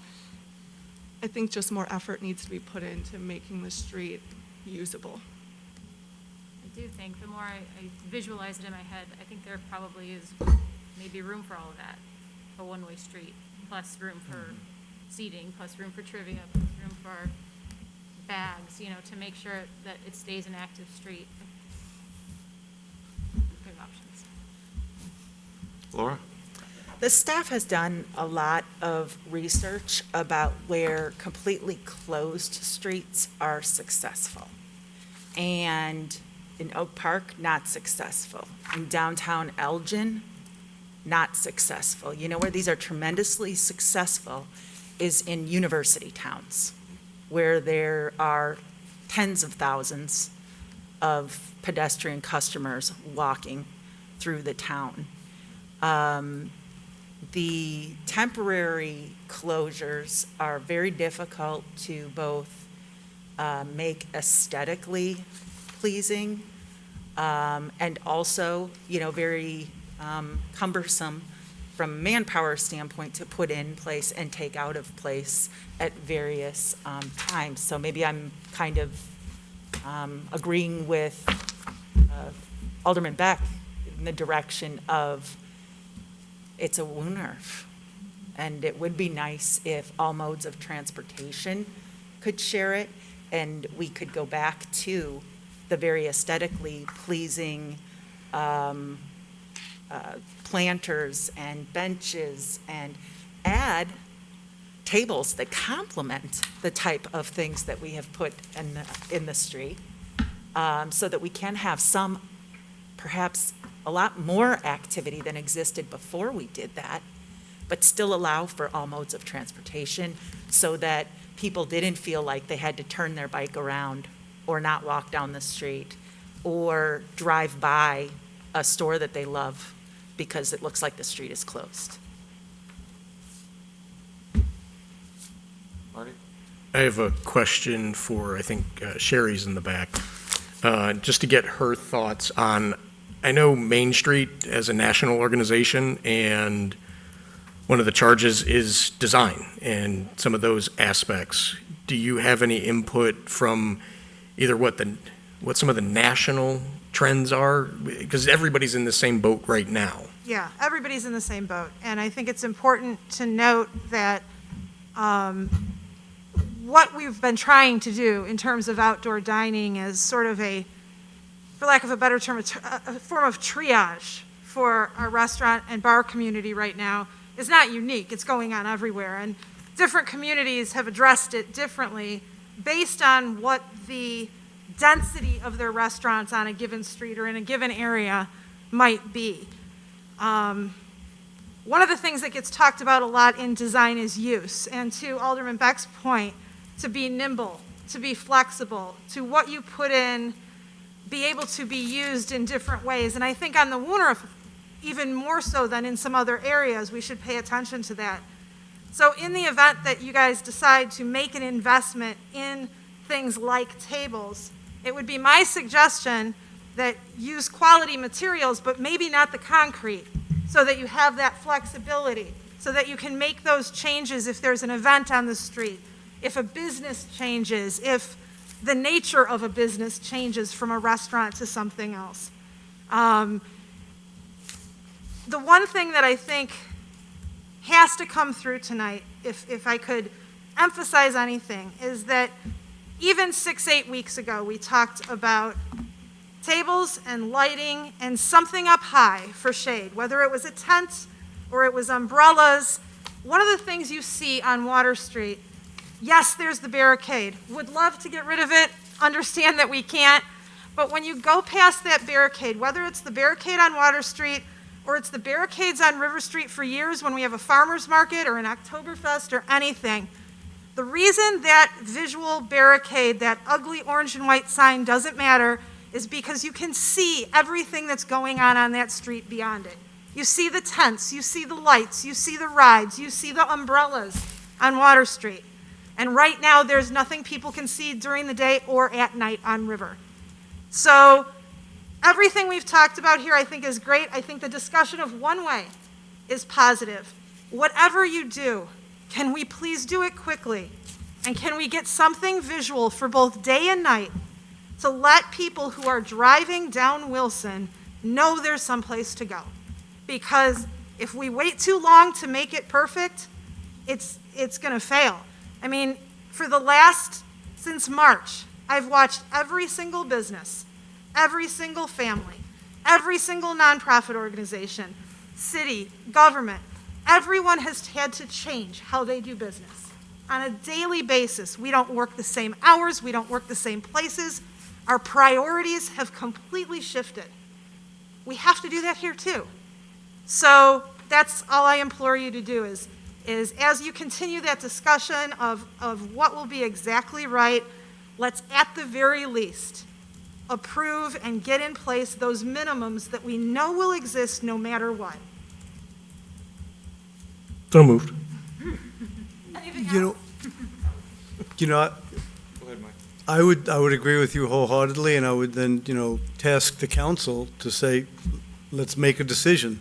And I agree with you. Let's just, pull the trigger. We buy tables, as Abby says, that are going to be nimble, so we can move them around. I would say we get lights in the trees. I mean, that's pennies on the dollar. That's not a lot of money. And I would say we string lights across River Street at 13 feet in length, 13 feet in height, because it just brings people to it, as you say. I've been saying that. And that's something we can do. And if emergency trucks had to get through, they can get under that without an issue. And So one of the things we'll have to look at is whether, because it's not going to be up to the city to do that, we're going to have to drill into the sides of Well, I bet if we talk to some of the people's building basic owners, we might get some approvals. And if it comes to the city too, we might be able to put up some sort of standards that, as opposed to going into the buildings, we can get something into the ground that can support that weight. And you string the lights with cabling, so it has some sustenance to it and some integrity to it. So I think that's something we should start doing sooner than later. I agree with you, Sherry. Absolutely. Let us know how we can help. Absolutely. So to that point, kind of what I had mentioned earlier, I would move that we recommend spending at a minimum of $20,000 for tables, lighting, sanitary stations. Yeah, 20,000 will only get the tables. Talking to the person who worked with Barco Products, the tables that you see out on Water Street is $25,000 worth of tables. Yeah, I had, and that's where I had called them and gotten the same kind of idea. If we go with 20 to 25, it's going to run about $18,000 to $21,000. So I will amend and just say up to $25,000 allocated out of the grant funds from the federal. I would second that. And that is for just tables or tables and umbrellas? Umbrellas. Or tables We need and umbrellas. And lighting? Tables and umbrellas and stands and the powder coating. The discussion that I had today, even on the high end, was about $650 per table and then about $1,000 in shipping. So 20 times 650, 18,000, 19,000, plus or minus. Let's see how many we can get. I think we would want to try to get enough for that street. And if we need more, we can discuss with our other areas in town if we are allocating the best use for all of our own tables. Okay, and then for lighting, because we'll probably find a company that does the installation, and so that if something happens with it, because on South Water Street already, in a storm, they all came down and broke all over the ground, and it would be nice to be able to have a contractor that's going to come in and be able to respond to those emergency situations when they happen. So at a minimum, the Christmas tree lights could be decorated. Sure. Those are Not done talking all the about way. those. I was talking more the festoon lights. Yeah, and on that, if I didn't make any calls, I have no idea what the costs are for those. I think the direction is make sure that it happens, and we'll figure out what we need to do to pay for it. What about the one-way? I don't think at this point, until we get through at least the next 2 months of COVID, whatever comes down from the state or whatever changes happen in the next 2 months, I don't think we do anything different with the street closure. Okay. I think we leave that as is and we work on the other parts of the aesthetics. Because I think this is really kind of, as Sherry said, a triage situation still.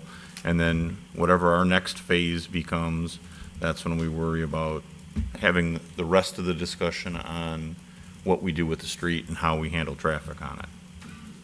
Well, I Mark? guess I would look at it as maybe an order of operations, that let's take care of these things, that get the lights, get the tables and everything, but then investigate what does it take to turn it one-way southbound, which would be the easiest thing to do, to put up signs. Is it any more than just telling the state, hey, by the way, this is one-way southbound, and then you can remove all the barricades, you put up however many signs you need to put up, and then you're done.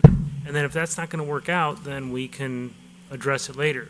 One-way northbound is going to cost us a lot of money in putting in a curb, and I don't think everybody agrees with necessarily doing that.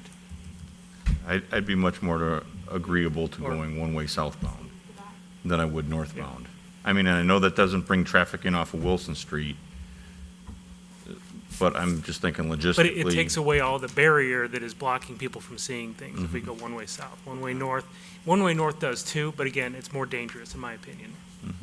Alderman I did ask Bill Kellum, and he did confirm that if a permanent installation of one-way southbound is done, then all you have at Wilson Street is the signage, which says do not enter from a vehicle standpoint, but no other barricades are needed. That is correct. So you could close the road at State Street, and then on the south end at Wilson, you don't need any barricades because it already is closed to vehicular traffic as a permanent southbound roadway. The only issue there is with Tea Tree. It's, with her having a North River Street address, then customers will still have to look for those signs of how to turn onto Washington Street and State Street and how to find her store. Alan? Yeah. What I've heard from the people too, though, is, and we should investigate, and I think it's an easy investigation, is we need to just get wayfinding signage. Just, we discussed it when we did the streetscape a while back, as getting a kiosk for pedestrians, so they can say, you are here, you can find places, but we should get wayfinding signs distributed throughout the neighborhood, so when people are driving somewhere, they know if you go right, you can get somewhere, you go left, you can get somewhere. I believe the I former Main believe Street that- director may be talking Yeah. about the fact that they already had a grant for that. I don't know where that's at, and that was all supposed to be somewhere in process, Yep, at least for the last Griffin has reached out to 2 or 3 Sherry on years. that. So I'm sure that will happen at some point. Yeah. Again, sooner better than later. Well, the idea was to come up with a uniform design Mm-hmm. for all of that. I don't think that is anything that's going to help this year for COVID and the street closure, so in a more quick fashion, we do have a sign department that can print something up to say that shops are open. Alan, before we get too far afield, I believe you seconded my motion? Yes. Could we take a roll call? And that'll be Hey, 20 Nick 25 Saron foot. If there's, Nick Cerrone has arrived. That's not, it's not enough. For- She's telling her, this is 60,000. This isn't 20,000. For what? Everything. All in, we're 60,000. We're not at 20. I just, Okay. amend your motion so you don't, it goes higher. I don't know that we have $60,000 in that fund. Right. I would give staff direction to explore the seating and lighting that could be obtained within the remaining funding left in that economic development fund.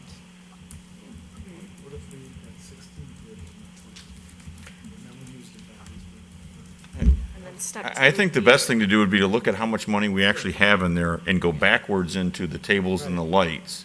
Because I think, doesn't matter how many tables we have, if we don't have lights, it's not gonna help. Can we just get Christmas tree lights up this week? Right. Right? That's, I'll go buy them at Target. I mean, have kidding, but If I could make a comment, and part of the reason why I laid out my memo the way I did, if we go down the road of buying, say, 20 tables because they fill up the nice space this summer during the COVID time, and then the decision is made, we're going to a one-way road, and we can only fit 10 tables, then as long as council knows that, and then we'll have to relocate those other tables someplace else. But I don't know if are we buying for this being the permanent, or are we buying for this being the summer of 2020? That's a good question. I think we can find places for extra tables, and I think it would be interesting to see how many we could fit with a one-way as well. I think there's extra space down there that we could fill. I guess I'm gonna hold my line here and say that we need to know how much money we have available in there before we start buying anything. And that's what we have to work with.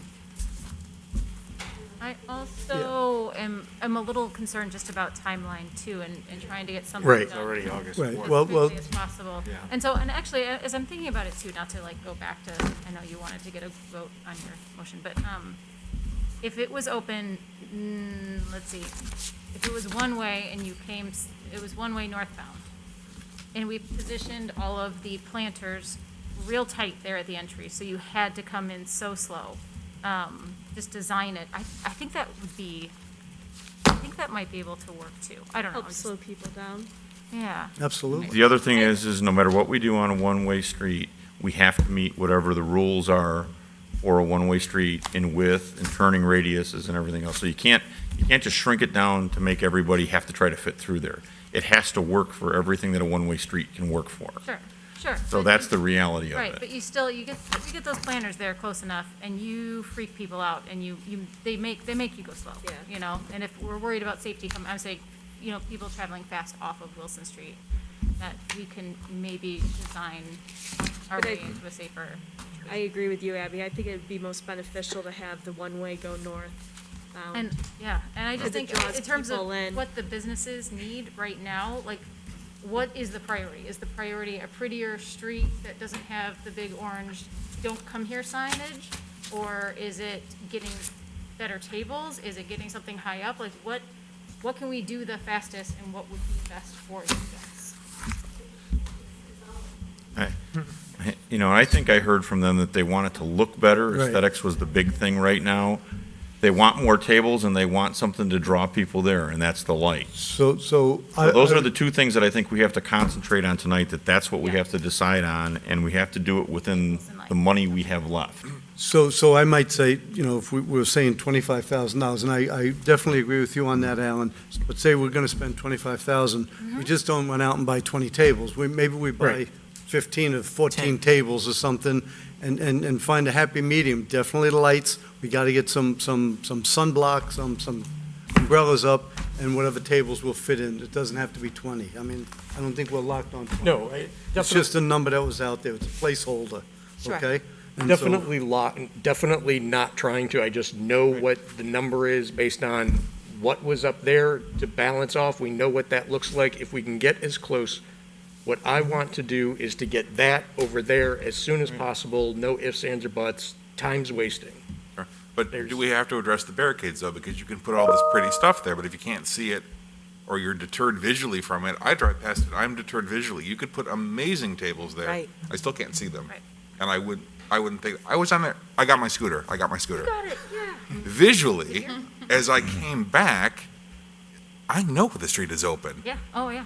And I can't bike past. I went to my I can't car. bike. I can't didn't go. keep going, but visually it looked closed still. So we probably do know. If it's, if I can jump in, if it's open one way north, that takes away the barricade and will open up the street, wouldn't it?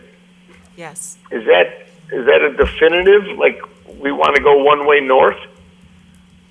No, we've Sorry, I'm talked just about jumping both in, but- options.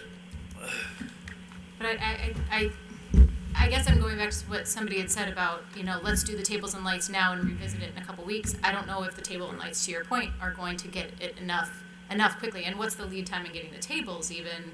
I think it's going to be status quo here for a couple weeks, and we don't have that many, nice weeks left. No, I think they had stuff in stock. Oh, they did? Yeah. Oh, well, that's good. And it's just up in Wisconsin. Yeah. Oh, yay. But also, Sunday night when we went, it goes to the programming that they're already putting. River Street was packed. There was no one sitting on the other street. It still goes to, there is a draw. They are overcoming the barrier that's already there because it was packed. And if there was more tables, there might have been more people sitting there. That's what they need. They need more behinds in the seats that currently don't exist. And we need to be able to get that to them more than anything. The other things, frankly, we can still try to chip away at those, but they need customers to have places to go to. They're putting on entertainment, they're serving good food, they're serving alcohol and all of those things. We have to trust that they are going to get their businesses. We just have to give them the tools for that. I just need a clarification. Are these going to be 20 additional tables to the 18 that are already there? So we'll have 38 tables?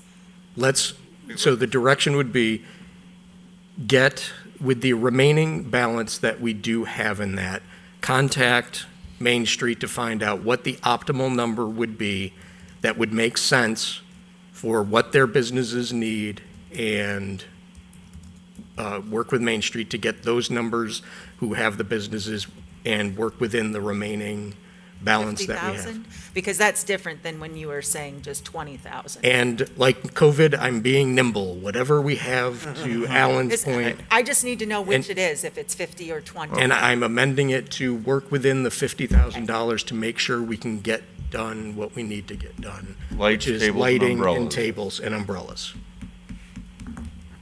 To try to mirror what's on Water Street. But again, what's on Water Street, the lighting needs to go across the road. Okay, it's not just at the umbrellas. It has to be up 13 feet high, whatever that length is gonna be, that height will be. But it has to, I think it has to go across the road, not just one strand, cross them, whatever we gotta do, but And I don't know, bring people's eyes to it. I think that will require the building or property owners there, because I don't think that the street lights are near tall enough to do They're that not. with. But again, instead of saying it can't be done, let's just say Right. we hire a contractor and they're gonna tell us how they're gonna do it Right. and give us a price to do it. Right. And it can be done, it's been done. And so let's just do it. We are not able to put it on our existing features there. The electric department went out and took a look at what public things are out there for us to string lights on. But like you said, a lighting contractor is going to come up with a design for it and install it, and we'll work with the property owners to get the appropriate limitations on liability. Do you need approvals from council on any stuff? Just No, I beyond think that? what we need to do as staff is to bring you a proposal for what will be purchased and that you would approve at the next committee of the whole meeting, to be approved at the next city council meeting. Would it be appropriate to send us an email to let us know these are the plans, and if there's any objections, just so we can keep them? We can just do it. We could do it at council. We Because can- I've heard we could appoint Yeah, we could fast a subcommittee. I hear those work. We can fast track. We could fast track that. Yeah. I have one question. Alan, this is Tony. Go ahead, Tony. Did I hear Gary right in that, after talking with Bill, that if we made it one-way southbound, we could remove the barriers, it would be permanently southbound road, we would have the liberty then to close off down at, closer to State Street and effectively making it a closed road without barriers there. That's Did I correct. hear correctly? So one lane of it would be closed, could be an open air So it plaza. would be a one lane southbound, permanently with the state. So we would notify the state. So that turning lane that's on Wilson would have to get restriped and, notification that it's. Tony, one lane, are you on a without speakerphone, entry. Tony? And then we would have the option to be able to close the other end, the north end, to the one-way traffic, and effectively making it a one-way or a closed street without having to have those barriers there. The only thing then is you've got businesses on both sides of the street, so does the business on the open side of the street have to come across traffic in order to serve people at the tables on the other side of the street versus when we did the one lane before, what we did was take it out to the white brick area and we left the maroon brick area in the middle was the open lane. I think there's some design work we'll have to do. And again, with shared streets, I mean, people are going to have to drive slow. Right. That's all there is to it. And if the police have to monitor that, to start writing tickets because we don't have some guy in some souped car flying down River Street, then that's what we have to do. So it's a shared street, and we have to start teaching people how to share the street. Teaching people. And I agree, and sharing it one way, that's not to say that we permanently close the whole street. It gives us the option of when we want to close the street at our discretion and not at the state's discretion, and having to barricade the other end. Mark? The other advantage to one-way southbound is that we don't have to continually block off the turning lane on Wilson, and that's what causes, I've noticed the traffic is not nearly as bad for farmers markets the way it is striped right now, because those barricades, it's a calming effect, so people go slower because they don't want to hit barricades and stuff. But then that becomes an issue when we get to normalization and we're closing it every weekend, then you're causing those traffic problems there, which people complain about enough. If it's one-way southbound, you don't have to do that anymore, because now you just control it from you just control it from State Street or further north. That's my only thought on that. From a long-term perspective, it solves a lot more problems than northbound does. Well, I want to keep us focused here on getting your motion done and voted on so we get this to the next step we're going to go through here tonight. So, Should we let Jamie speak? She's been standing there. That's okay, I can stand there. No, do your voting first, Okay. because mine's kind of it's on the topic, but off that. okay, So do that. give us just 1 minute here then. Yep, you're good. So let's make sure we've got your motion correct. You want to read that back, what you've got? Okay. Recommend to staff to work within the grant funding available to purchase tables, lighting, and I have Christmas tree lighting, festoon lighting, sanitary stations and umbrellas on River Street, moved by Callahan, seconded by O'Brien. Does that sound like what you want? Correct. And does staff say that that's enough direction, or do you need additional direction? I wouldn't recommend the outdoor sanitary stations just because of the level of maintenance that they would require. So everything else, but I would recommend against the outdoor Yeah, sanitary and stations. that one's fine too. I just was trying to offset the who's going to clean the tables and what's available but my top I'm sure our great partners will be able to give us some ideas on that. Okay. So that is the motion we have in front of us? Correct. Roll call, please. Okay, so I removed sanitary stations from the motion? Remove that, yes, please. Okay. Callahan? Aye. Meitzler? Absent? Malay? Aye. Ewer? Aye. Saron? Aye. McFadden? Absent? Miller? Aye. Rosato? Aye. Beck? Aye. Knopf? Aye. Chanzit? Aye. Barron? Aye. Wolf? Aye. And O'Brien. Aye. Motion carried, 12-0. Okay. Alan, can I ask a quick question? Yes. Can we also have discussion with Austin Dempsey and just ask him if any can be temporarily requisitioned to River Street, if available, just so that if there's any lag time, we can move maybe 5 or 10 in the intervening time, if possible. Just have the discussions. Umbrellas are his, lighting is his, so, and he did a great job with securing that, so I would just want to see that if we can work out a partnership where we can just maneuver some assets to different locations while we're trying to be nimble. And I'm having discussions with him. I believe that we just need to have some conversation. All right. Right, Jamie, you're up. Hi, Jamie Sam, and I am the garbage photo lady. So I sent the photos over to my alderman the other day of North River Street, and I'm glad you guys are having all of this conversation. It's awesome, and figuring out as fast as we can how to help these businesses because we've missed a lot of time. One of the things here, one of the reasons why Water Street looks so great, even if people aren't sitting on it currently, is because of ownership. Somebody owned that. BEI owned that, put those tables out there, put that lighting out there, got those garbage cans out there, is keeping it maintained and cleaned up because he has people who do that. BEI, the company, has people who do that. River Street has a lack of ownership. I don't know, and I'm not going to give you the suggestions. You guys can discuss this.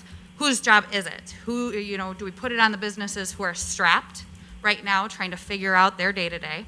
I walked down, and I can share all my photos, and this was just on one Sunday evening.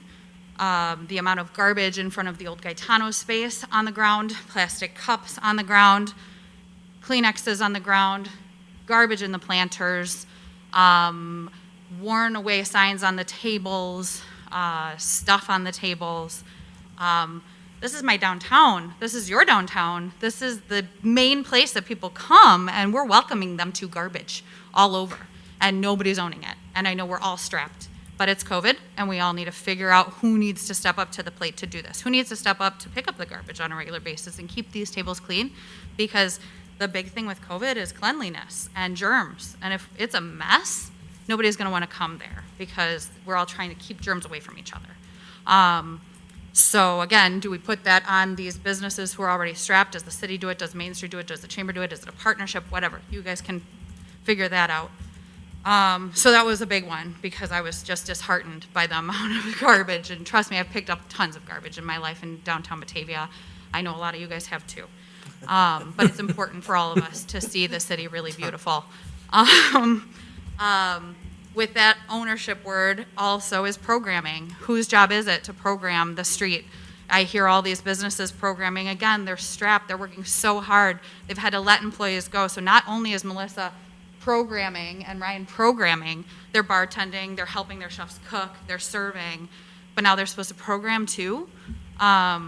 Missy's got 2 shops. One she opened right before COVID happened in Plainfield. So she's strapped with her staff levels. Casey's just lost staff or has staff who has to go on quarantine because they go out of town.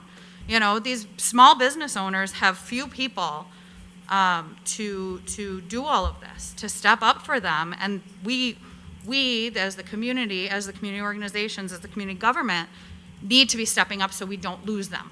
We need to be doing our best and taking ownership of this. So I'm just asking somebody to take ownership of all of that.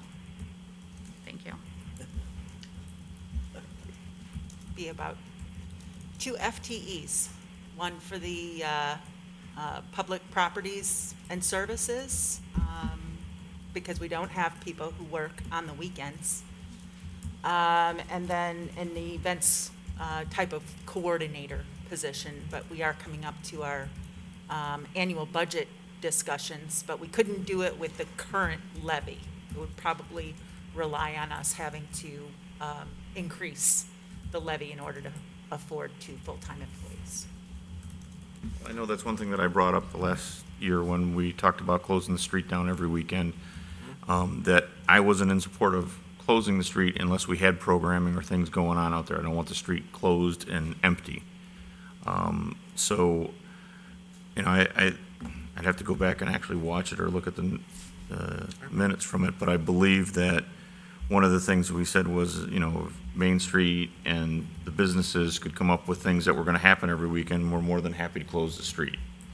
And I think that that's still, I know there's a million other things they have to do, but I think that's still on Main Street and on the businesses to come up with things for that street. I don't know how this city, with everything else we have to deal with, can find the resources to do the programming of the street, you know, to find bands, whatever Right. you're going to have We don't happen out on the have street. any events, That's you know. just not our job. Yeah. We're trying to do what we can to provide whatever we can do to that street to make it the best thing it can be for the businesses that are out there. I mean, that's my feeling, and I think that's really what I think the city should be doing. So, I mean, this really, I think, falls to Main Street and the businesses out there to come up with things that they think they can be part of, or that they think that they can have benefit from happening on that street.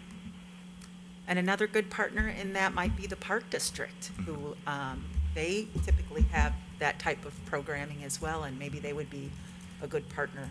And I know they don't have a whole lot of things that have been happening the past few months. Alan? Marty? Just like you're saying, with taking ownership for kind of cleanup detail and kind of partnering with Main Street, thinking off the cuff, if Main Street could put together maybe just a time slot period for volunteers, cleanup times. I know there's walk and talks that do those things. Sign me up for a shift to go do an hour or two just to walk the area and pick up garbage. And we'll own that if we all as a community start doing that and stop worrying about who's going to pay for it. I'll go pick up garbage. Yeah, like an adopt a highway. Yep. And maybe Absolutely. service groups that can't go to Mexico or can't go to. Let's just do different things that we wouldn't normally do, and that's not a bad thing. You know, volunteer group of the week, and they get all over the website too to say thank you for. And the model for that is just do what the mayor does all the time. See it, pick it up. Yeah, I would just say that, you know, certainly I do a lot of picking up and a lot of weeds removal and whatever have you. What's notable to me is there are certain businesses that have become the problem child. And there's probably not one in the room here right now that I would describe as a problem child, but we have some that just seemingly don't care. And they allow just anything and everything to get dumped out by their front door, and they got cigarette butts, and they got everything else you can imagine. And, you know, I would subscribe to what Jamie just suggested is that, you know, we probably should have some kind of a dedicated cleanup service, you know, Monday morning or something that comes in and kind of sweeps the area there and kind of puts things back in. Because, I mean, I will tell you, as one who's traveled in most of the cities in Illinois, it sticks out when you're somebody new coming into town and you come in and see towns that have weeds growing all over the sidewalks and trash laying around and garbage cans that are overflowing. That's sending a real negative tone about what you're all about. And if we want to make this thing the success that I think we're trying to do and we're heading there, we do have to maintain it and maintain its. So, you know, every Saturday morning, I try to come to farmer's market, but what I do is I just walk around and clean up after a bunch of folks. And that's fine. But there's a lot of people that indiscriminately just throw stuff on the ground and don't seem to care. And that's too bad. That's why we need more of you.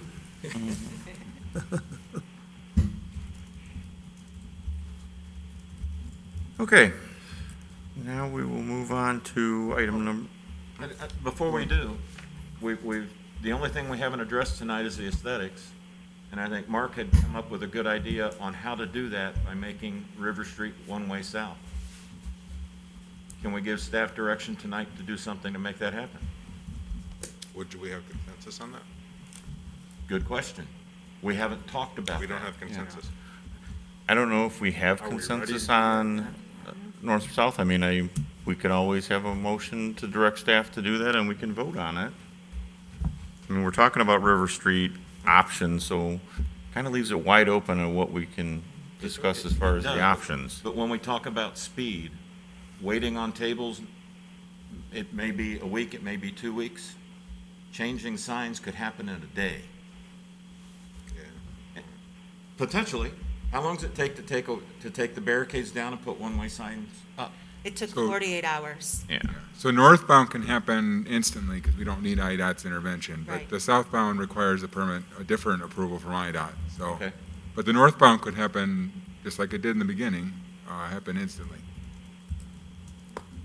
Is there anybody from the audience that didn't speak yet or wants to speak to the idea of one-way versus no-way versus all-way versus Can we even just get a quick straw poll, show of hands of us or them? from them? Oh, yeah.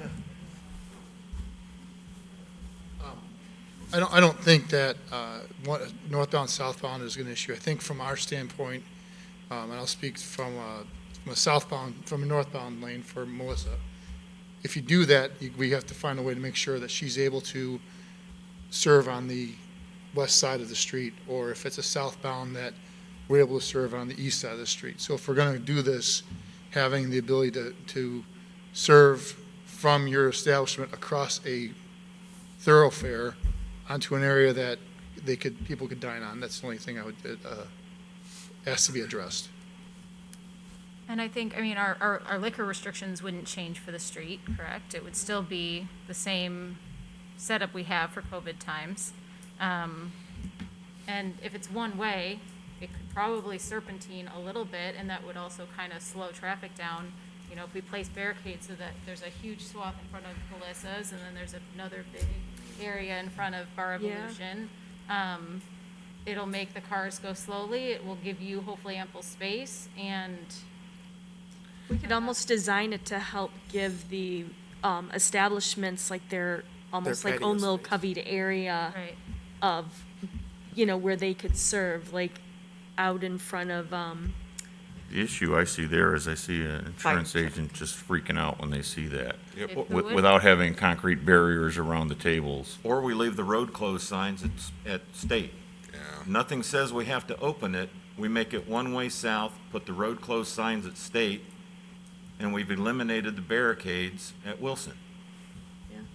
We haven't added any vehicular traffic to that dining and entertainment area. We've eliminated the barricades. We gotta get IDOT to approve that, though. To make it a one-way south, we have to get IDOT's approval. That's the problem, right Yes, there. that's correct. So I go north. north can happen North. quickly because we don't need IDOT's approval. But I would be of the same camp that long-term, I certainly would recommend more of a southbound closure for all the reasons that you guys have said. But that just needs to go through the IDOT process. But northbound could happen immediately. Then I would make a motion that we direct staff to get approval from IDOT for one-way south. Second. And then we can put the barricades up anyway. Anytime we want. I mean, it's COVID. Your intention is not to go north and then change it to south. I just don't want to confuse traffic. No, I would like it to always be south. So keep the barriers until we can get approval to go south. Yep. I think we leave this, I'm still of the opinion that we leave the street closed and, It'll still be So closed. Nobody said open it. Right. Just said make it a one-way. We'll close it from the far north side of it. I think maybe we should discuss this on another Tuesday night. I think there's still a lot of discussion going on about that, and if we're gonna keep it shut. Because we also have to take into consideration, if we're gonna make it go southbound, we still have the issue with trying to get people to parking so they know where to park. Because if they are heading east on Wilson, they're gonna see road closed and they're gonna think that it's closed. So we're still gonna have to come up with saying, hey, this is still open. You gotta come in, because if you're going south, they're gonna be like, what's going on? Where do I go? How do I get to that street to be able to use those establishments? And that's where Mike talked a little bit ago about getting way signs established that direct people to parking for the River Street shops. We talked about that a little bit ago. yeah. And And I made that comment to try to get them into the parking lot up on 1 Washington. exactly, it all ties together. Each one of these pieces, it all comes together as a big picture. Is that Tony? I concur with. Or is that Nick? No, this is aligned with Soma Studio. Oh, from Soma? Okay. Yeah, having the street closed, open northbound, it definitely will guide the traffic easier. But I've seen in other places where they have it for a certain time. There's a big sign and people respect, do not turn left after 6 p.m., something like that. But during the day, just to have that, traffic going through, they'll be able to make a left. But if, with obviously making a one-way north, but with a restriction that late evening you can make a left on. But at least we don't have the barrier on it, and during the day there will be traffic moving through. I don't know. It's a suggestion. Yeah, I don't believe that could happen. I think that would be a logistical nightmare to have to try to open and close the street at different times of day. Yeah, having a time restriction, but still the physical ability for vehicles to go there is not, that it would be a conflicting situation. Okay, I was just thinking that it would be some sort of restriction for a lot of traffic in the evening. That would be all. Okay, thank you. Can I ask the mayor, since you made the executive order where the liquor could be allowed on River Street, it shouldn't matter where it's north side, south side. Does that change if you put a lane? It's still, I think to John's concern, I think you're still allowed to serve anywhere on that street in that designated area. I think we keep the order as long as we have the cooperation of the community, specifically the people here in the room, and I don't see that changing, so I'm not gonna get too worked up about that. I mean, the police department watches it very carefully as it is, and, I would certainly defer to any concerns they would have, but right now, nobody is, raising anything too significant. Yeah, we actually had it one way in the beginning, and there They was were serving. on-street alcohol service. So we just had the one way be in between the white bricks, not one side or the other side. Just, the concern is though if there's traffic going through the street and there are people delivering food or alcohol, cross traffic, we just have to ensure that who's ever driving realizes that it's a shared street and that they have to go real slow.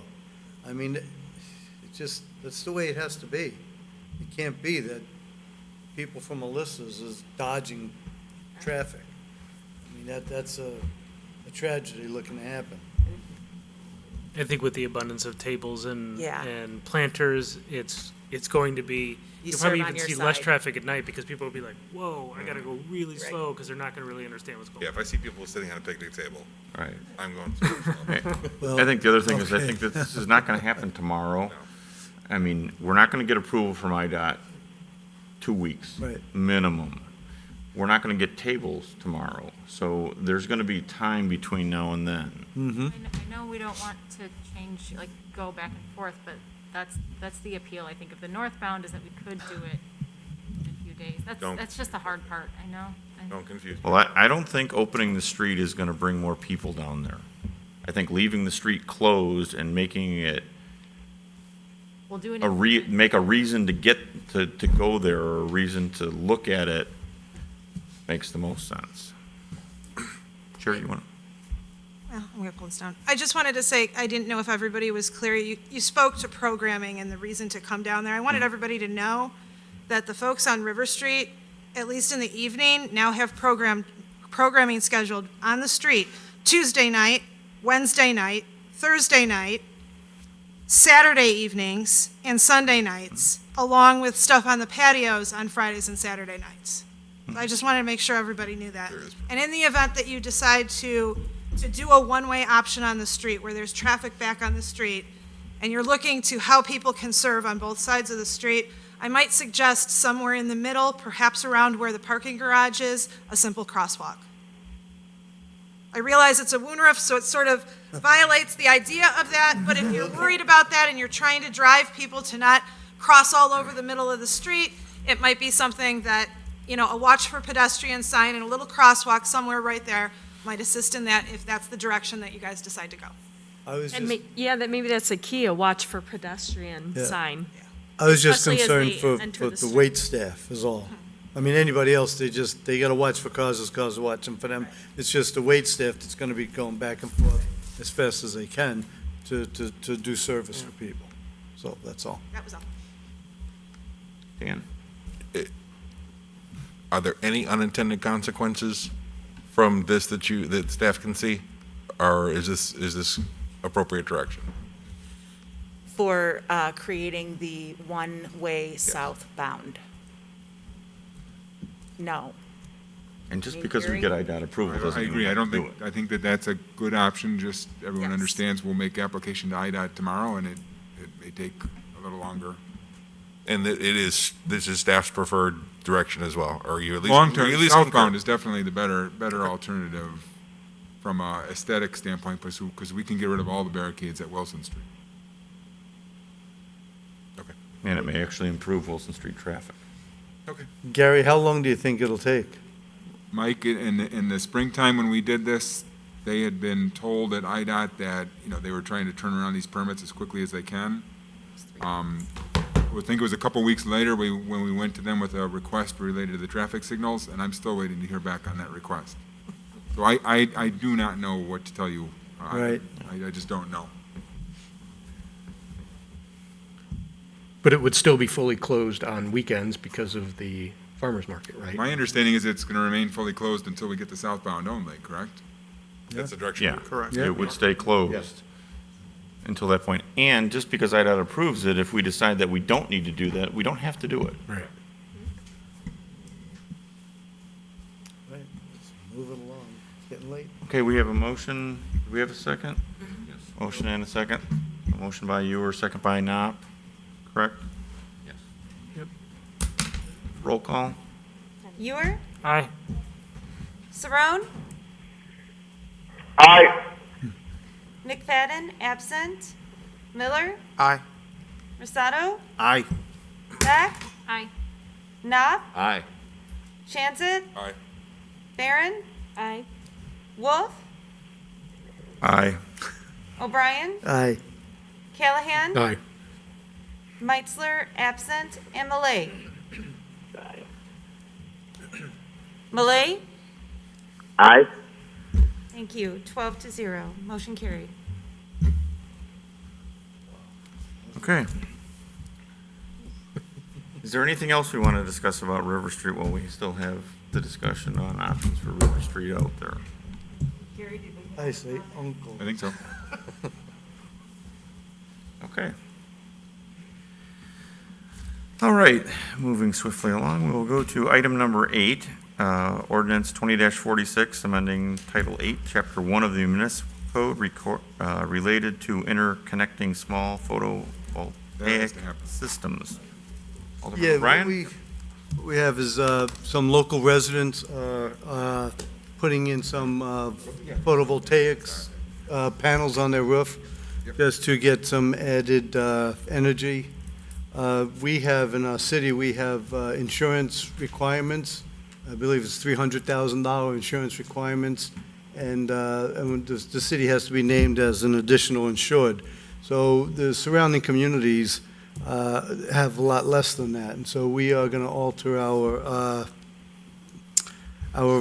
what is it? We're going to alter our ordinance to make it just the person has to be insured. We're not giving them an amount, but the city has to be additionally insured with that. People still have to follow, we do inspect it, they still have to follow all the national electrical codes and the engineering codes, so just to maintain safety for the building. So, does anybody have any questions or concerns regarding that? Keenan? I do. I'm curious as to why the city needs to be named as an insurer. I cannot answer that. Well, it's the interconnection to our system, that's why. Because they're interconnecting to our electrical system, so if something there's a connection there between the two parties. That's why we have to be additionally insured. And I thought that was what it was, but do solar panels really present that much of a danger They potentially do to like first responders. Like, so if there was a malfunction of some sort where the power in the house went out because the line power went out, solar panels still produce electricity. So as a first responder, they may still go and find live electricity there. So there is some potential there. Thank you. That's what I needed to know. Okay, thank you, Gary. Anybody else, questions or concerns? Does anyone care to make a motion? So moved. Motion by Second. Beck, second by Miller. All those, take a voice vote, please. Jenny? Beck? Aye. Knopf? Aye. Chansett? Aye. Barron? Aye. Wolf? Aye. O'Brien? Aye. Callahan? Aye. Meitzler absent. Malay? Aye. Ewer? Aye. Saron? Aye. McFadden absent. Miller? Aye. And Rosado? Aye. Motion carried, 12-0. Should we put that on consent? It's just Yes, pretty simple please. change. Yes, sir. I'm just curious, have we seen an uptick in requests for people to set stuff up or at all? Not really. No. Really? No? Okay. Yeah. I would. I've tried, I've called several people, actually, to have it put on our house, and I've gotten a lot of mixed reactions about it from companies, so. It's expensive. Yeah, I think without the grants anymore in Illinois, it makes it really tough to justify spending that kind of money. Well, the three I called don't want to even have me pay for it outright because they want to be part of that program. So I think that's why we haven't seen an uptick, is because of our electrical situation.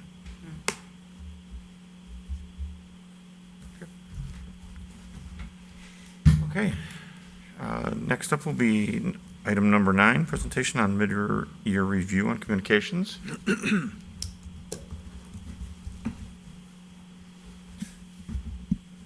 Welcome. There we go. I'll try and make this quick and painless. We're going to go through the analytic data of our electronic media, and then we'll go over our data for the website, and then we'll go over our coronavirus communications response timeline, and then we will go over the planned protest response timeline, and then we will close with follow-up on rebranding stuff, and then the goals. But we'll go through it quick. Next slide. All right, so here's our total followers. The data we're looking at is up through July.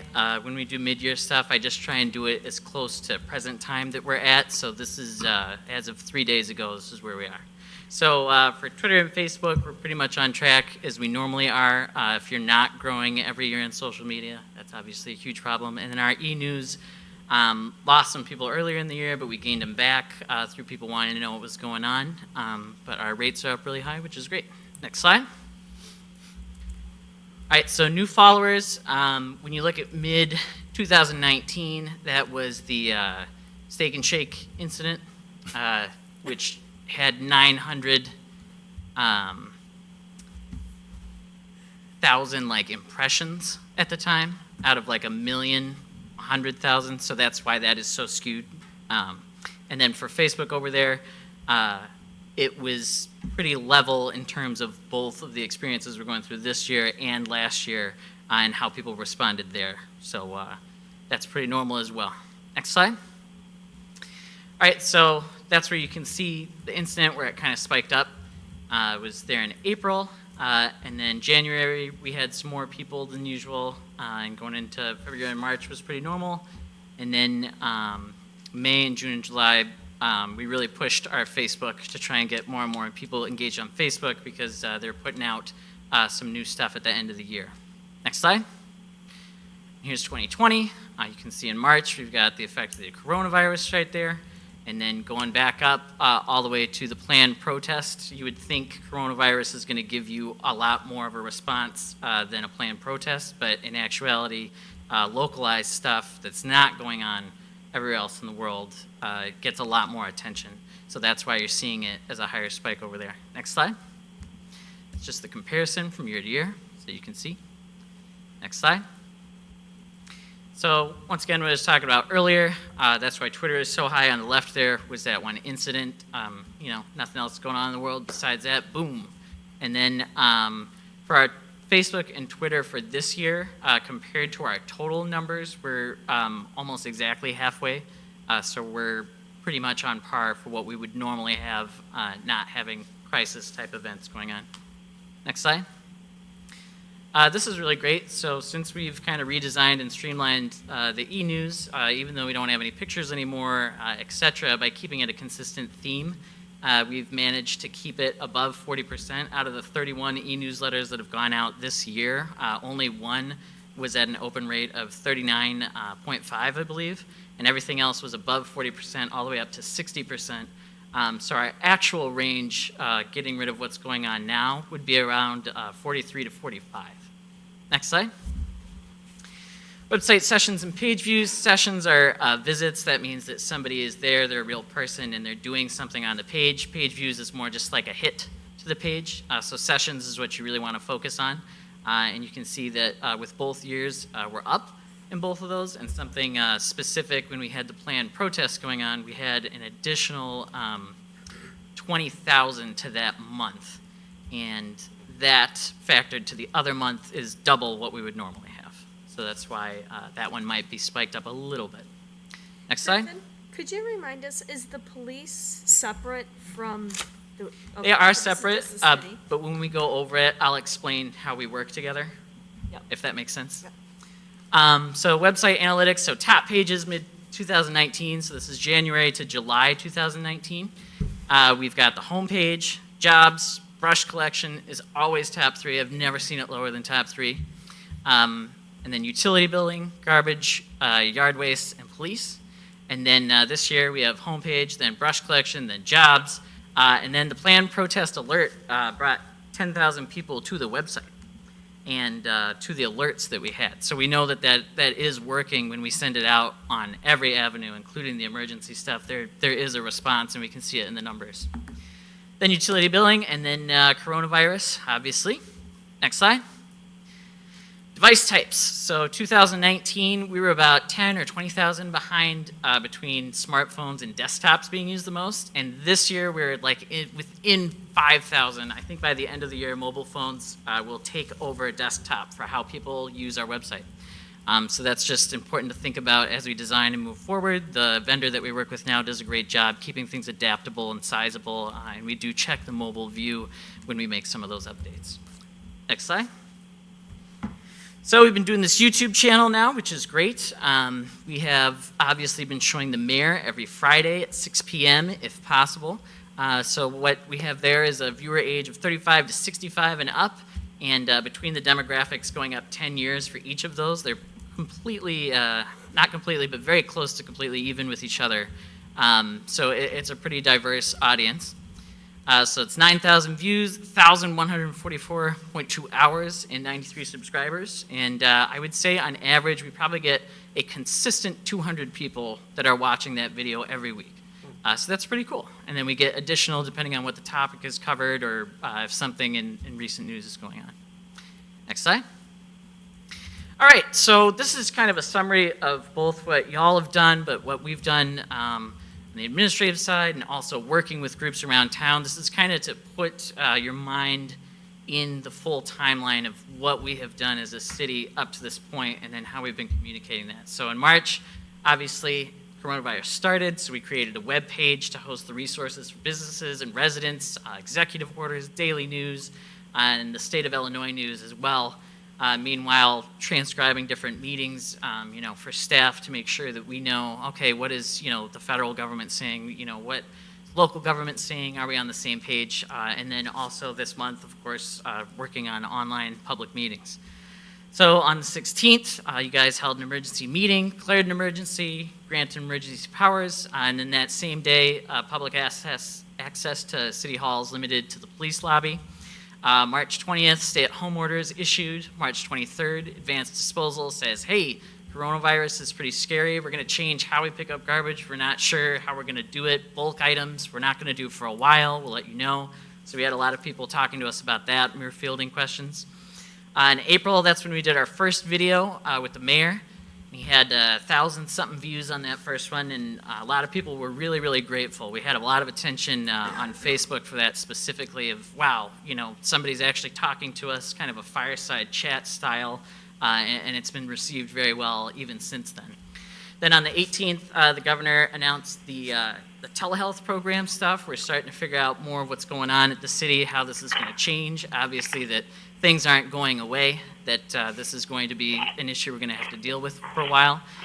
So the city is working with other communities, and we realize, hey, we can coordinate with RSVP, Batavia United Way, and do the Batavia Community Care Program, help out seniors that need food that can't go out, or other people who might have disabilities or otherwise. So May 1st, we get the extension of the stay-at-home order. State of Illinois makes modifications. They're starting to give us kind of different rulings. Everybody's wondering what's going on. On the 5th, he says, hey, this is the Restore Illinois plan. This is what we're going to do. And so we kind of have somewhat of marching orders to go off of. And then on the 8th, they're starting to put out the emergency resources for businesses. And then there's a huge focus, obviously, locally here. It's, you know, what can we do and how can we be the best source to help out? So in addition to sending out stuff in the e-newsletter every week and working with people on social media and keeping those pages updated, we're working with the local groups. So on the 8th, Main Street announces their event cancellations. Laura gives an update of everything that's happened on the 14th. And on the 20th, we cancel the fireworks show.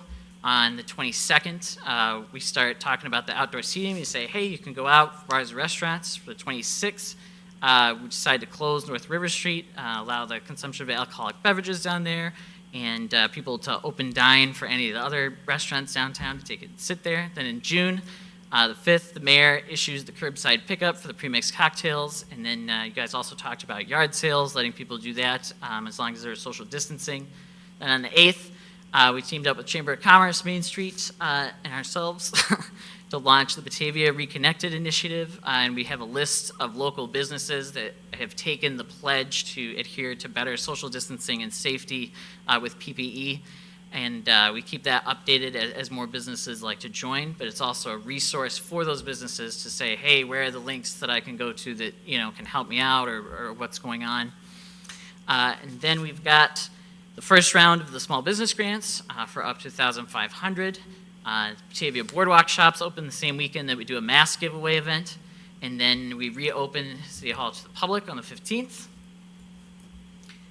And on the 19th, we wanted to get even more attention out there for businesses. So we opened up a second round of the COVID grants to apply for the 22nd to the 1st. On the 22nd, the Phase 4 reopening guidelines are listed.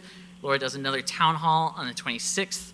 And then this last month, the mayor has kind of been the source for the information of coronavirus updates as they are stated, you know, by the state or by different law enforcement agencies, et cetera, to fill everybody in kind of as an FAQ and keep everybody up to date. And then on the 20th, City Council approves award grants to liquor license renewal fees for small businesses. So throughout all of that, I'm constantly updating our webpage, making sure that we're getting all this information out on social media.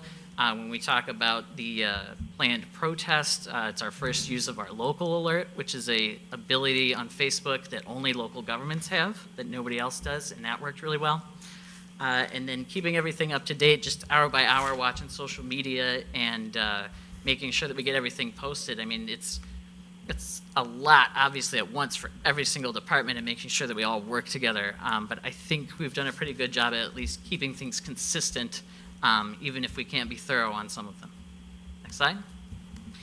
So when we had the planned protests, May 31st was my birthday. Laura called me up and she goes, hey, did you know that we've got something going on in the Aurora area right now? And I said I'd heard something, but I hadn't seen anything yet. She goes, hey, you might want to get on, check it out. So I stayed up all night. I watched everything. We were reposting just from the Aurora Police Department so that people knew it was coming from a credible source.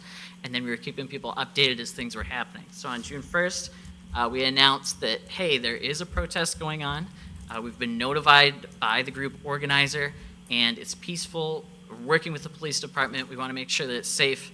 And we want to alert residents. We put out that local alert I was talking to you about, and what that does is It estimates where everybody lives based off of their Facebook and where they identify where they live, and it hits everybody within your entire city in their notifications. And Facebook did research on how effective that is, and it's 300% higher than any other notification that you can get on Facebook from anywhere.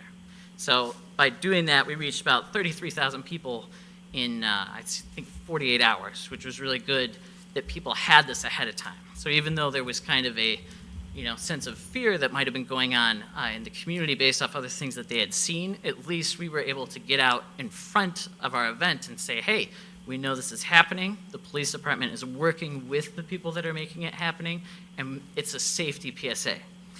Some people didn't think that that was the same thing when the Batavia Police Department separately announced their training, and they said, hey, this is how we're trained. We're very well educated.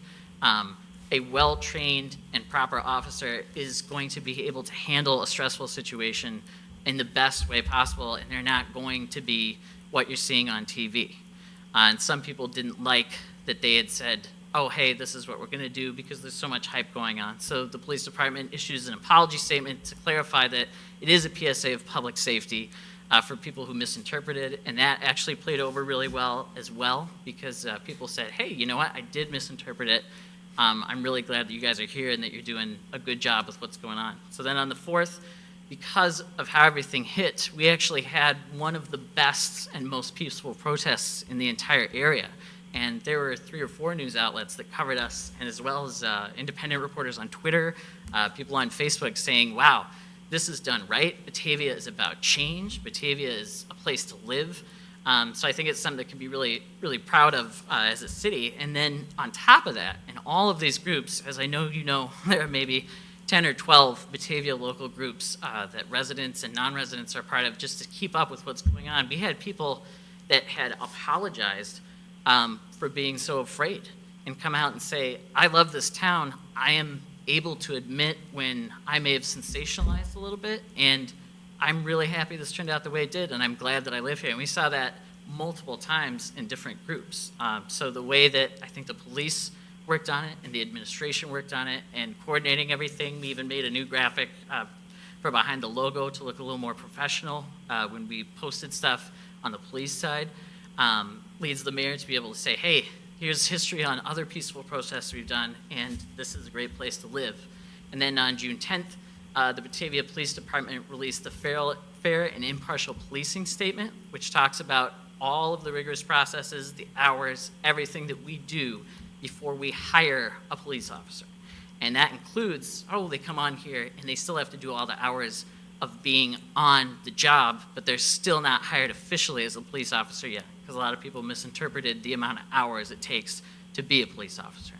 And that was received very well as well. So all in all, from something that could have been gotten out of hand, getting ahead of it and making sure that we communicate very directly, even when we think something might be slightly misinterpreted, can actually do a lot for the community and make people feel better. Next slide. All right, so the National Community Survey is really, really amazing because everybody was home. So we got over 1,100 of the 3,000 residents to respond to the scientific survey. So the survey usually returns 25%, and we got 30%. So that's really, really good for our data.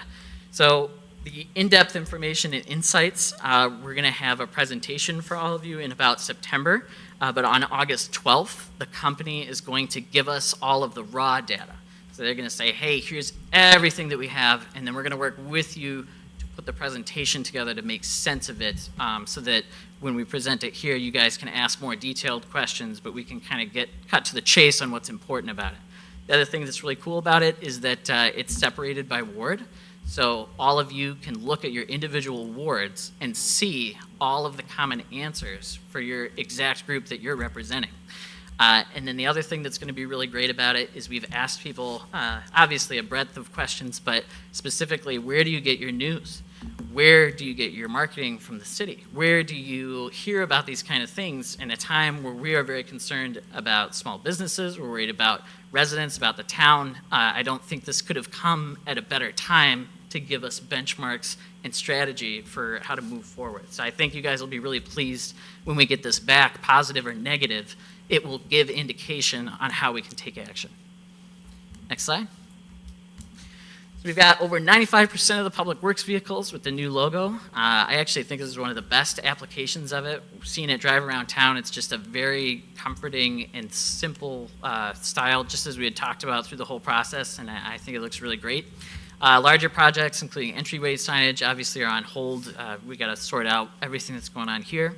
But for the most part, the internal documents, systems, forms, everything has been updated except for kind of the occasional fluke thing internally. And if we come across that, we have trained staff to know what to do and how to properly size logos, et cetera, to make sure that it fits with how we're presenting our brand.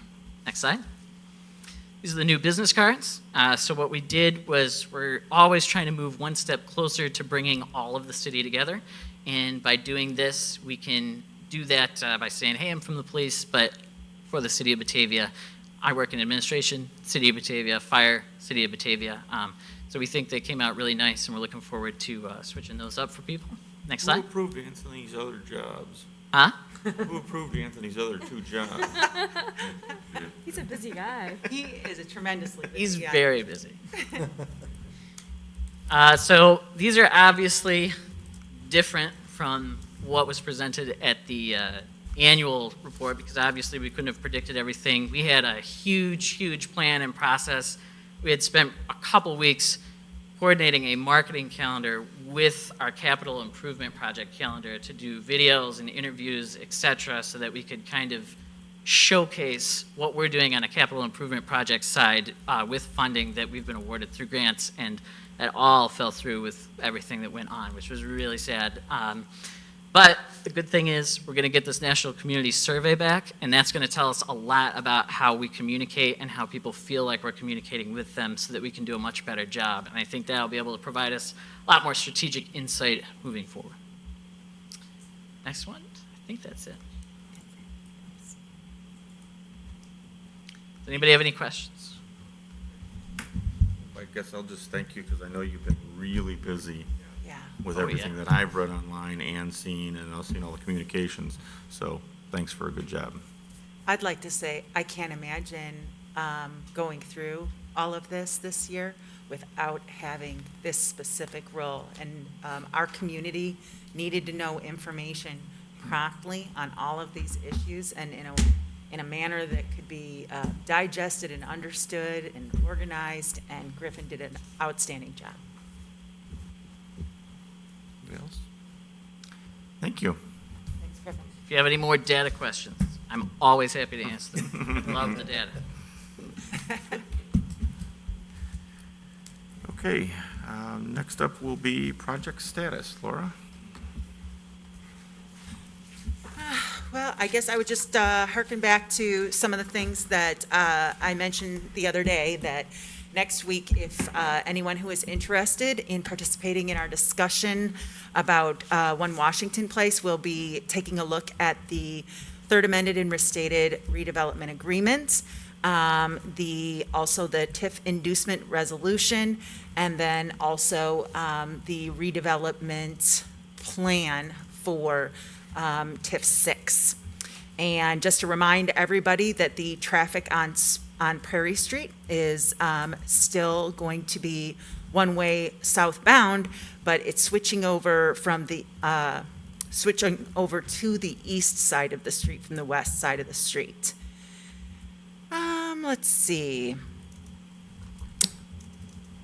No update on the CARES Act today, but there is an executive committee meeting tomorrow, and so I will try to listen in on that meeting and provide everyone with an update on that.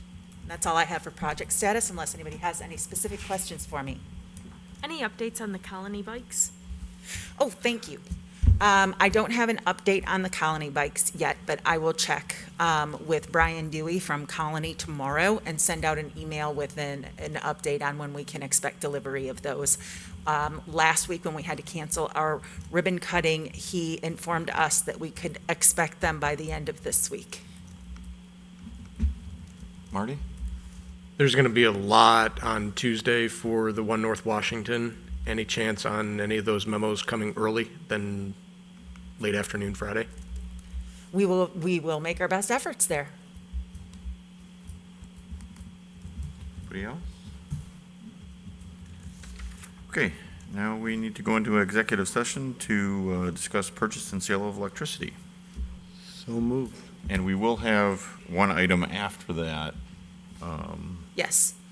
So do we want to come back and have BATV record that after we go back into regular session? I would think we should. Making a decision, and we. I think so. Can you cast? You just have to stop it. Can you stop it and restart it? You can't, okay. Okay. Then I just want the public to know, whoever's watching this, that Right. there will be, There is a verbatim recording being taken. Right. That's part of the sound system in the record. room. Alan? Yeah, Artie? There's a 13A also, unless we're Oh, doing that's something right. else with that. Let's address 13A before we do that then. Yeah. Do we want to discuss that tonight? I didn't think we had. I don't think we have everybody. We're missing 2 still, and I just think it's important enough that everybody has a voice. Okay. And we can So just, withdraw we that can to the table that to To the next not meeting? the next meeting, Oh, because of the. because the next meeting is loaded. It's full. Yeah. So it'll have to be The 21st? the 21st. Okay. We could just keep pushing it on. I'm okay with that. I know you are. Thank you.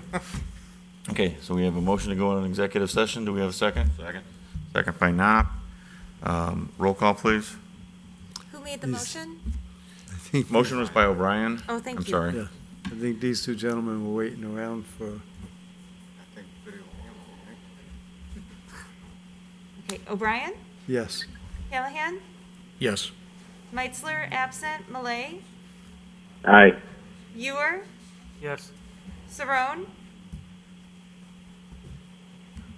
Saron, Aye. McFadden, absent, Miller, Aye. Sato, Aye. Beck, Aye. Knopf, Aye. Chanzit, Aye. Barron, Aye. and Wolf. Aye. No more. Hey, yeah, I can't. I'm not curmudgeoning.